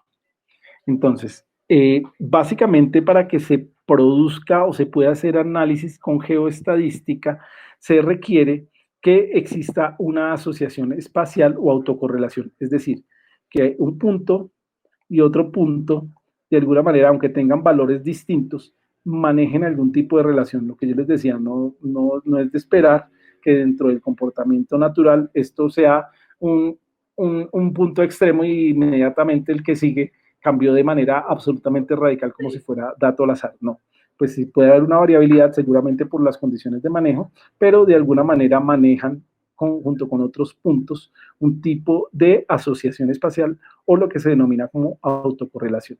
Esta autocorrelación debe existir para poder hacer operaciones de geoestadística, porque como les digo, no es estadística. Ya cuando esa autocorrelación se da, es posible entonces generar esos mapas de interpolación, como el que acabamos de generar. Dado que en este caso tendremos en dicha zona, en dicho mapa, zonas en las cuales la variable poseerá niveles más altos o más bajos. Ante esto se puede asociar con una o más o varias respuestas de calidad o rendimiento del cultivo, actuando como variable principal o en conjunto con variables relacionadas, en cuyo caso se habla de correlación espacial entre variables explicativas. Entonces, lo que les mencionaba, ¿no? Entonces, el trabajo que también se desarrolla es el de tener unas variables que me permiten finalmente modelar o generar relación con otras, y entonces esa variable de estudio explicaría el comportamiento de las otras. Entonces, básicamente les mencionaba que dentro del modelo él debe hacer estos procesos de autocorrelación o se hacían o se hacen para determinar si esos datos son susceptibles de interpolación, y entonces se generaron índices, ¿sí?, que deberían arrojar ciertos valores de los datos para determinar si esos datos eran autocorrelacionados o no. Recordando que si no lo son, no se puede generar el tema de la interpolación. Entonces hablaba yo de unos índices como el índice G o el índice I o el índice de Morar, los cuales pues detallaré más adelante. En este caso, esto se fue aquí con un errorcito, pues permítanme corrijamos este error que nos genera aquí un ruidito. En este caso, básicamente, pues los muestreos continuos, si los tenemos continuos, pues él automáticamente nos genera un mapa de estos, ¿no? Ya no se pone a hacer interpolaciones porque pues tenemos todos los datos, entonces de una vez lo producimos. Pero si tenemos los datos discontinuos, como ese que acabamos de hacer, de ir a campo y tomar el pH, pues necesitamos los métodos de interpolación para que nos produzca un mapa lo más ajustado a lo que sería la variable vista de manera continua en el terreno. Entonces ya esto del discontinuo se refiere a lo discreto, ¿sí? A puntos continuos, a puntos que son tomados de manera discontinua, perdón. Esta era la imagen de la rastra, entonces aquí una imagen de pH, una imagen de conductividad eléctrica, una imagen de productividad y la relación que existen entre las dos, que en este caso pues es una correlación fuerte, ¿sí? Entonces guarda relación lo que le sucede a la conductividad eléctrica del suelo afecta a la productividad en el terreno. No siempre es tan evidente obtener una relación entre una variable explicativa y las variables de rendimiento y calidad, y es necesario usar metodologías geoestadísticas sofisticadas para poder apreciar estas asociaciones. De cualquier forma, es evidente que una densidad de datos continua permite un análisis más consistente que la variable medida, ¿sí? De la variable medida, perdón, lo cual no siempre es posible, dependiendo de la variable en cuestión y la tecnología disponible. Por lo anterior, es importante estudiar los métodos para la optimización de un muestreo en condiciones discretas. Entonces, aquí ya es otra invitación. Ya conocimos un método, pues que, por ejemplo, la grilla, los tantos métodos, que es una forma sencilla, pero existen otros métodos, por ejemplo, más ajustados al tema de la geoestadística, ¿sí? Que también se han diseñado para tomar muestras que después puedan permitirme hacer mejores valoraciones, y no necesariamente tienen que ser cada 20 o 40 metros. Entonces, allí es un tema de estudio de esos métodos que optimizan posteriormente los resultados de las interpolaciones. Entonces, uy, eso estaba como rayado, no sé si fuimos acá, pero corrijamos, no corrige. Bueno, entonces me disculpan los rayones, creería yo que tengo que ir acá para ver si los puedo retirar. Eso. Entonces ahora sí, rayemos. Entonces, hemos hablado o les he mencionado la interpolación, seguramente muchos conocen, pero para otros el tema es nuevo, entonces voy a contarles lo que es finalmente en la práctica la interpolación. Entonces, básicamente se tienen valores conocidos, en este caso calculamos el pH aquí, perdón, y posteriormente allá a los 200 metros volvimos y tomamos otro dato. Entonces, claro, la interrogante que nace es ¿qué pasa en ese trayecto? ¿Sí? ¿Qué pasa en este trayecto? ¿Cómo hago para determinar la información de lo que sucede entre esos dos datos tomados, que sea una información que se acerque mucho a la realidad? Entonces ahí es donde entra la geoestadística en acción. Entonces, en este caso, por ejemplo, si tengo dos valores conocidos, este valor 0,0 y este valor 1,1, entonces podría yo, a través de operaciones entre esos dos valores, determinar cuál sería el valor coordenado de ese punto en exactamente la mitad. Y ahí por un poquito de matemática sabemos que el valor es 0,5 y 0,5. En este caso, esto es una interpolación lineal, ¿sí? Un lineal se comporta como una línea, va incrementándose linealmente, pero no todas las respuestas o todo se analiza de manera lineal, pero esto es el principio de la interpolación para que lo vayamos entonces entendiendo. Entonces, ¿qué es esto de la autocorrelación espacial? Entonces ya dijimos que en el tema de campo los datos sí manejan un tipo de relación, no son de azar, ¿sí? Entonces cuando esa relación se da la autocorrelación espacial, que es un criterio definitivo para poder generar análisis geoestadístico, análisis geoestadístico. Entonces, el trabajo del modelaje de superficie se puede apreciar en la figura, en donde se ha alcanzado un mapa de superficie mediante una técnica de interpolación o modelaje que representa una etapa intermedia, que es la figura B, de análisis de los datos mostrados en la grilla, que es esta parte, ¿sí? Y finalmente un mapa de superficie. Entonces fue lo que hicimos ahorita en la práctica. Teníamos unos datos de superficie, utilizamos un método de interpolación que fue el kriging, ¿sí? Y nos produjo como resultado un mapa de superficie, en ese caso un mapa de comportamiento del pH para esa área estudiada. Entonces, lo que les voy a contar a continuación es cómo funcionan y cuáles modelos de interpolación son los que se utilizan para el análisis o para producir estos mapas de superficie. Y ya entendimos que básicamente la interpolación es ese camino intermedio entre los datos y poder producir un mapa de superficie o un mapa donde hay continuidad ya de datos. Bueno, entonces estaban esos índices, el índice de Morán, que es un índice pues para mirar finalmente si la autocorrelación existe, entonces se requiere diseñar. Por ejemplo, en este caso, estaríamos viendo que para estos colores donde el rojo básicamente se comporta, pues que hay unas transiciones normales, entonces tendríamos un índice de Morán que en este caso se acerca al 1, que estaría mostrando una fuerte autocorrelación espacial. Pero si ya el mapa me da en estas condiciones donde los colores saltan de manera repentina, casi que azarosa, entonces el índice de Morán ya se acerca a valores cercanos al 0, lo que me estaría mostrando una baja autocorrelación. Entonces, en este caso, aplicar un método geoestadístico no sería lo conveniente porque esos datos no se comportan de esa manera. ¿Sí? Entonces, el análisis geoestadístico se puede utilizar porque se asemeja a lo que sucede de manera más natural, ¿sí? a unas transiciones, pero en este caso son saltos y el método de interpolación no funcionaría. Entonces aquí lo vemos en el ejemplo de las variables X y Y, cuyos valores representan A, una asociación espacial en el caso de X, mientras que en B, que es Y, representa un patrón aleatorio de distribución de sus valores adaptado al limbo. Entonces, esto pueden ser, por ejemplo, características de pH, y esto, simulemos, pueden ser, por ejemplo, no sé, información ya, por ejemplo, de temperaturas, por decir algo, ¿sí? Donde no hay un tema de autocorrelación fuerte o bueno, es otra variable, ¿no? Y en ese caso, pues no podría utilizar métodos geoestadísticos para analizarla. Existen otros índices ya que se desarrollaron de manera posterior, como el de Hell, que va entre 0 y 2, esta es pues la estimación para el que les gustan las fórmulas. Modelaje de la superficie, interpolación espacial. Entonces, después de que hemos tenido esos índices de autocorrelación y hemos definido que esas variables sí tienen autocorrelación, y es decir, ok, tienen un grado de asociación espacial, los valores de la variable estudiada, se puede aplicar técnicas de modelaje de superficie para la o las variables de interés, lo que en nuestro caso estará representado por la interpolación espacial.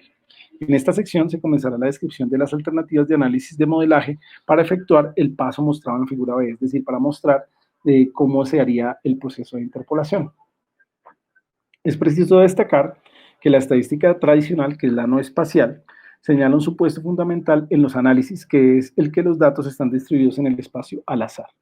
Por esto, si los datos presentan autocorrelación, que es el concepto que ya les mencioné, muchos de los análisis estadísticos tradicionales no presentan validez, es decir, en el tema de los análisis de la información de los suelos para generar estos mapas, la estadística convencional no funciona, porque se maneja con otro criterio. Entonces tenemos que entrar a utilizar herramientas de geoestadística para poder analizar. La estadística espacial o geoestadística, por otra parte, utiliza los patrones geográficos de los datos para explicar de mejor forma su variabilidad. Entonces, este es el tipo de herramienta que sí podemos utilizar para poder analizar o para poder producir este tipo de información. Técnicas de caracterización de distribución de datos e interpolación espacial. De esta manera, y tal como se ha mencionado en el punto anterior, el proceso de llevar los puntos discretos a una representación de superficie, recuerden, discretos son cada uno de esos punticos que tomamos en el pH, pero la representación de superficie es generar continuidad en la información para poder generar un mapa raster. O modelaje de superficie implica la obtención de un mapa a partir de un muestreo puntual, es decir, discreto en este caso, ¿no? Porque como les dije, si tenemos datos continuos, pues no hay necesidad de generar mapas con análisis porque ya vendrían los datos todos, entonces no hay problema. Entonces los que me genera, por ejemplo, la Rastraberry es un mapa ya de información continua, entonces no necesito hacer procesos de interpolación. Es preciso destacar que la estadística tradicional no espacial señala un supuesto fundamental en los análisis, que es el que los datos están distribuidos en el espacio al azar, que ya se los había comentado. Por esto, si los datos presentan autocorrelación, según el concepto ya presentado, muchos de los análisis estadísticos tradicionales no presentan validez. La estadística espacial o geoestadística, por otra parte, utiliza los patrones geográficos de los datos. Creo que aquí se me repitió la información, pero bueno, no está de más que repasemos esa diferencia de conceptos para poder utilizar bien la herramienta. Hay numerosas técnicas para caracterizar o modelar, es decir, interpolar la distribución espacial implícita en un conjunto de datos. Entre otras contamos con una técnica de Nearest Neighbor, que es como el vecino cercano o el vecino más próximo. No voy a entrar a explicar las técnicas porque finalmente es un poco más técnico, entonces es que sepan que existen diferentes técnicas de interpolación. La IDW, que es como la más sencilla, que se utiliza mucho, corresponde al método más simple de interpolación, en el cual se realiza un promedio de las muestras de una ventana de resumen. Esas se las voy a explicar entonces a continuación ya para que la entendamos un poco mejor, de tal manera que la influencia de un punto de muestreo declina con la simple distancia, es decir, un punto tiene o va a inferir más en los resultados de otro punto en la medida de su cercanía, según la distancia al cuadrado. Y ya vamos a ver cómo es que esta condición pues permite modelar mejor en el IDW. Desde un valor desconocido hasta valores conocidos. Otro es el método de Shepard modificado y el Radial Basis Function. Entonces son métodos diferentes. Entonces, miremos el método de interpolación IDW o la distancia inversa ponderada, que es el más sencillo. Básicamente nos dice que los puntos más cercanos, ¿sí? Entonces si tengo este punto, un puntico por aquí, este puntico que está más cerca a este se va a parecer más a este que lo que se puede parecer a este punto 10 o a este punto 10. Es básicamente el criterio del IDW, ¿sí? Porque existe autocorrelación. Entonces, nos dan como ejemplo que el ruido es más fuerte en una sirena, entre más se acerca más la sirena, y es menos fuerte en la medida que la sirena está más lejos, ¿sí? Que sería el caso que les menciono de este punto. Entonces, este punto va a tener más relación con este que seguramente, ¿sí? O desde el punto de vista espacial, que lo que puede tener con esos puntos más alejados. Entonces nos dan otro ejemplo, que cuando llueve es más probable que llueva a 1 metro de distancia a que llueva a los 500 metros de distancia, ¿sí? Entonces en este caso los puntos rojos son valores de elevación conocidos, y en este caso, este punto moradito es un punto que va a ser interpolado para determinar cuál pudiera ser la elevación, lo que es lo mismo, la distancia inversa ponderada. Entonces, el método IW es un método de interpolación muy flexible, puede configurar su interpolación de diferentes maneras. Básicamente, una de las formas es especificar un radio de acción con respecto a ese punto que quiero interpolar y utilizo los puntos conocidos dentro de ese radio de búsqueda. Esos son criterios que puedo yo tener para poder definir ese punto.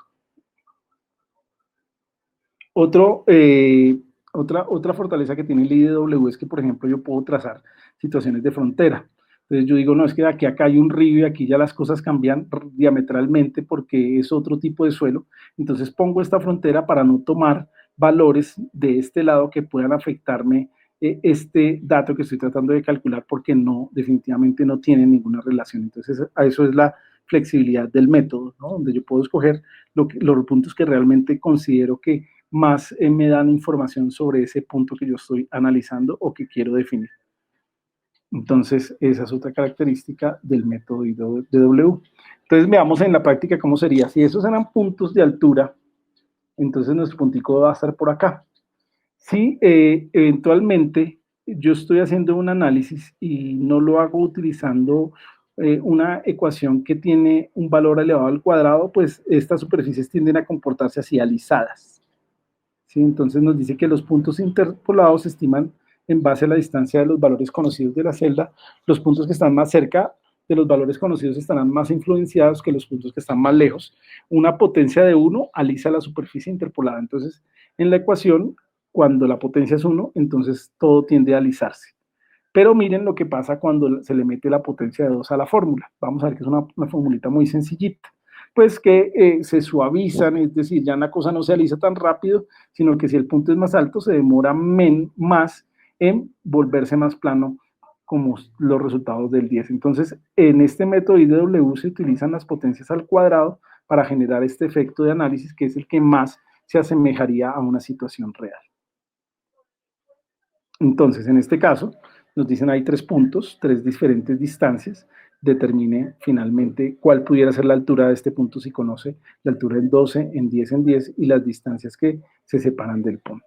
Entonces, utilizando el método es básicamente tomar ese punto, ¿sí? Que estoy analizando. Entonces, en este caso pueden ser 12 metros. Lo divido sobre la distancia que hay hacia el punto de análisis. Le sumo la misma operación para los otros 2 puntos de los cuales tengo datos y divido todo esto por el inverso de las distancias de los 3 puntos. En este caso, el resultado arrojado en un método lineal es 11.1. Entonces, utilizando este método con la potencia a la 1, me dice que la altura ahí de ese puntico que estoy analizando es 11.1. El método es una fórmula muy sencilla. Pero si, en cambio, le pongo la potencia al cuadrado, es decir, elevo al cuadrado las distancias, si se lo ven acá, y lo mismo cuando lo mando a dividir, ya cambia un poco y ya no me da 11.1, sino 11.4, que es un valor más cerca de lo que puede estar sucediendo en la realidad. Entonces, este es el método de interpolación IDW. ¿Qué tal? ¿Muy difícil? ¿Sí quedó claro? Un poco que la interpolación, en este caso este método que es el método más simple, cómo funcionan, ¿sí? Él es válido y se usa. Sí que no, que ya ahorita vamos a ver que no es el más preciso, pero eso es básicamente lo que hace internamente la máquina. Antes de que existieran los sistemas de información geográfica, pues cuando se hacían este tipo de estudios tocaba con esta paciencia y eso dificultaba el trabajo. Hoy por hoy, pues con los SIG, si uno escogiera que el método que quiere para interpolar es el IDW, pues simplemente le da la orden, le da la información, así como lo hicimos para el CRIGIN, y va a producir este tipo de información utilizando esas fórmulas, que en este caso pues es mucho más sencilla que las otras. ¿Hay inquietudes hasta ahí?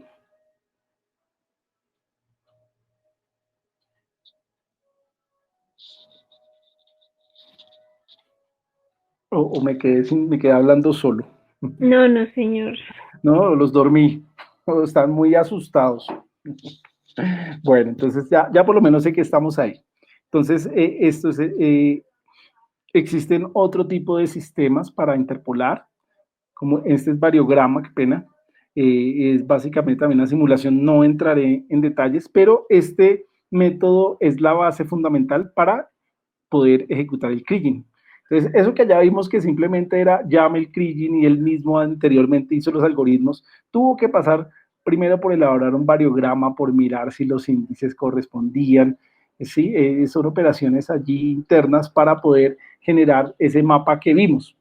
Sí, que era lo que les decía, que antes de los sistemas de información geográfica, pues este trabajo era un poco más complejo, dispendioso y no se hacía pues por la dificultad que pues, él itera y genera todas estas operaciones y nos produce esos mapas de continuidad que reconocimos. Entonces, otro sistema de interpolación es el variograma que se requiere para poder hacer la técnica del kriging.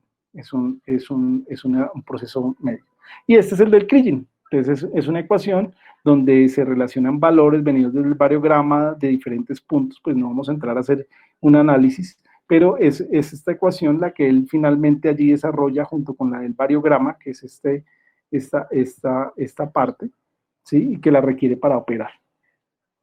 Entonces, en la práctica, el kriging lo que hace es, bueno, este es un caso en el cual se puede estar presentando un error en un punto, si se ve que como que no hay datos, entonces uno toma ese error y corrige y vuelve y corre el kriging, ¿sí? Pueden haber unos procesos de corrección o se hacen para evitar una situación indeseable y que son esos datos como que no hay datos, ¿sí? Entonces hay que volver a hacer un tema de correr el software para corregir problemas o un tema que se denomina ojo de buey, que son básicamente como puntos de un color distinto que no es el esperado en campo. Entonces aquí, por ejemplo, veamos, esta es una interpolación con IDW y con kriging. Entonces, comparemos los dos resultados, son del mismo terreno. Entonces, por ejemplo, en este caso, es una modelación con kriging, entonces vemos que hay más continuidad en los datos. Este tipo de situaciones son las indeseables, denominadas ojo de buey, mientras que la misma análisis hecho con IDW muestra muchos más defectos. ¿Sí los ven? Entonces este mapa no es tan continuo y aquí hay fallos con respecto a lo que podría estar sucediendo en la realidad. Entonces ya conocemos el IDW y ya vimos que el kriging es un momento más desarrollado de estos análisis geoestadísticos. Bueno, ya cuando se comparan los resultados de los métodos, entonces podemos utilizar la estadística descriptiva, el IDW, el variograma y el kriging. Y lo que se ha encontrado básicamente es que el kriging es el que muestra mejores límites de confianza. Entonces, este método, por eso fue el que utilizamos para el análisis de la interpolación.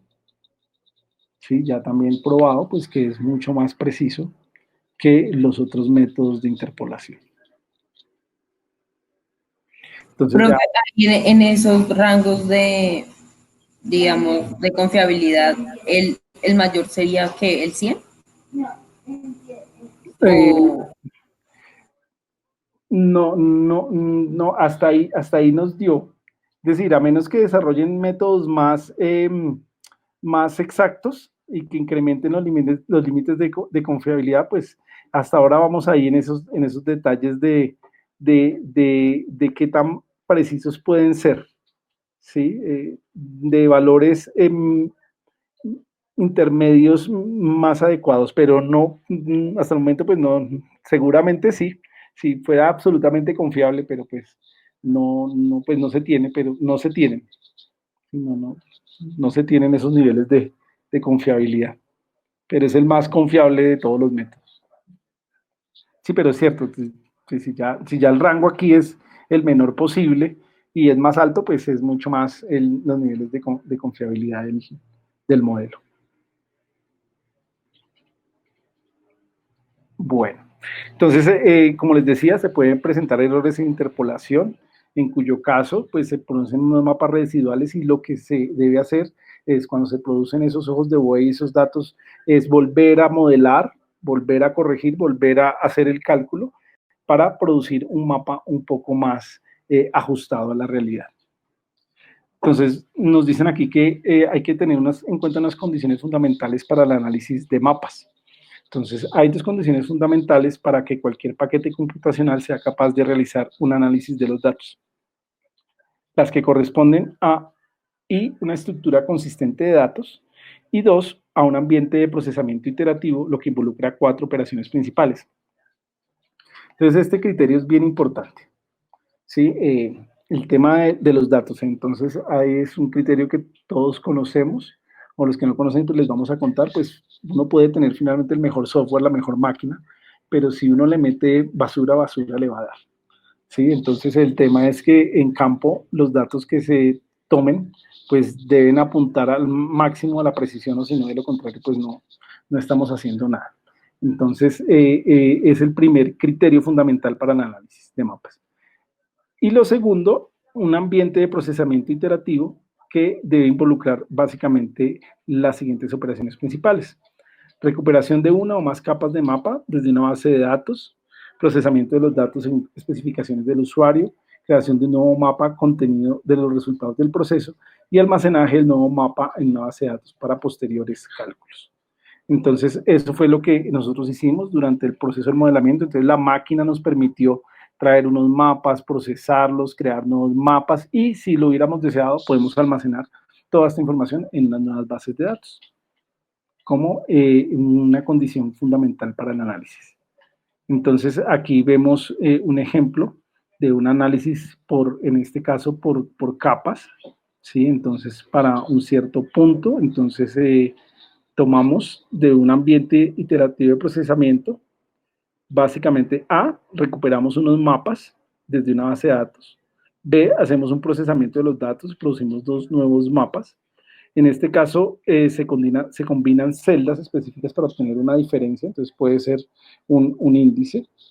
C, hay un nuevo mapa creado en donde la celda resultado se indica en la flecha, entonces la operación entre estas 2 celdas, que es lo que haríamos con la calculadora raster o con la toma de una imagen satelital y otra imagen satelital y la producción de un índice, me permite generar un nuevo mapa a partir de la información que yo, o las operaciones que yo planteé. C, hay un nuevo mapa creado en donde la celda resultado se indica en la flecha, y D, se almacena el nuevo mapa en una base de datos. Entonces, eso es básicamente las herramientas fundamentales en el análisis de mapas, junto con información de calidad, ¿sí? Entonces, la visualización de las variables espaciales. Entonces, hay un primer momento donde tenemos esos mapas. Podemos también visualizarlas en 3D, ¿sí? En este caso es una visualización del nitrógeno, del fósforo y el potasio en el terreno. Aquí los tenemos fósforo de manera separada, potasio, nitrógeno en este caso. Están ya en un diagrama tridimensional donde me permite conocer entonces dónde se encuentra el nitrógeno, fósforo y potasio y en qué cantidades. Esa información entonces ya la puedo yo llevar a este mapa en C, que es un mapa de similitud para los puntos en estudio. Entonces, en este caso, ahí el tema de análisis me está mostrando para ese análisis de similitud que en esos puntos rojos no hay como una correlación adecuada entre los valores de NPK. Entonces, sería seguramente a partir de ese indicador los lugares donde bien relacionados o bien distribuidos, como si se ven en esos puntos más verdes. Entonces, esas tendencias, ahí serían los puntos de trabajo, lograr que exista una relación adecuada entre los 3 nutrientes.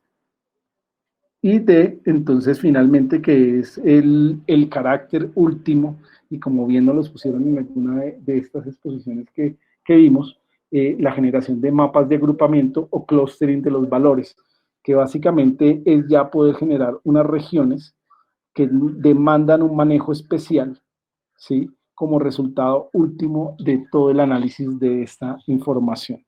Y a partir de esas regiones que demandan, entonces yo hago aplicaciones para esas regiones como resultado último de la agricultura de precisión. Bueno, eso es básicamente como vimos, todo lo anterior, a diferencia de la estadística tradicional, hace posible localizar los lugares en donde estos manejos optimicen, o bueno, donde esta información optimice manejos, y con ello se reducen impactos y se logra una mayor rentabilidad. Entonces, estos son unos videitos un poco para complementar información. Si quieres, se los comparto. Básicamente, hay información o videos sobre sensores de riego, sobre el uso de drones y sobre lo que ya sería como otro momento de la agricultura que en ese momento también está andando y que empieza a ser también transversal no solo a la agricultura, sino a muchos modelos o a muchas disciplinas, que es el tema del manejo del Big Data. ¿Sí? Ya sería como casi motivo de otro curso, que en este caso sería una agricultura 4.0. ¿Sí? Entonces, si quieren también se los puedo compartir para que los revisen y miren esas nuevas tendencias en agricultura.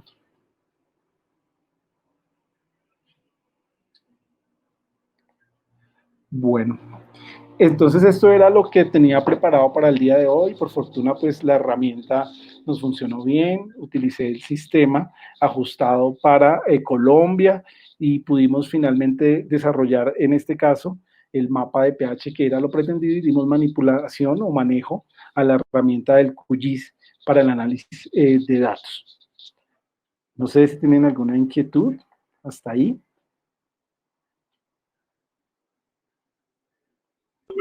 No, señor.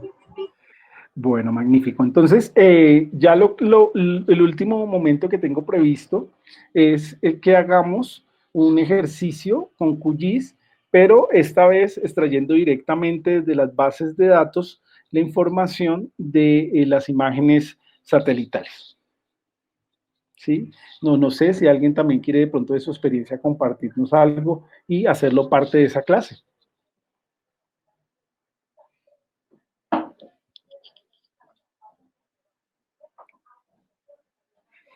Bueno, pues si no hay más inquietudes, y entonces definimos cuándo nos encontramos el jueves, ¿no?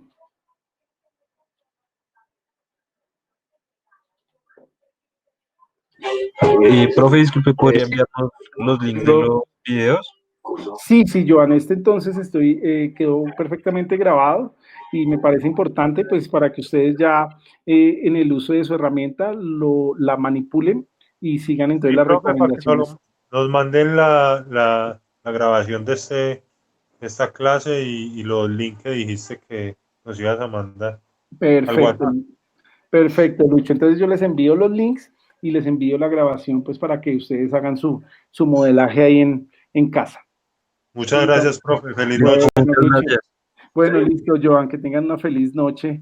Profe, sí, igual, hasta luego, que estén muy bien. Bueno, Carmenza, Lorena, que tengas feliz noche, Natalia. Feliz noche, Henry. Profe, porfa, no, podría enviarnos esos links de la presentación, esos 4 ahí por el chat, para poder abrirlos. Perfecto, Eric. Ya si quieres por el WhatsApp, ya te los envío porque de pronto ahorita cierro y se pierden. Entonces ya se los dejo a todos en el WhatsApp. ¿Listo? Listo, profe, gracias. Bueno, entonces que tengan una feliz noche. Bueno, Eric, que estés muy bien.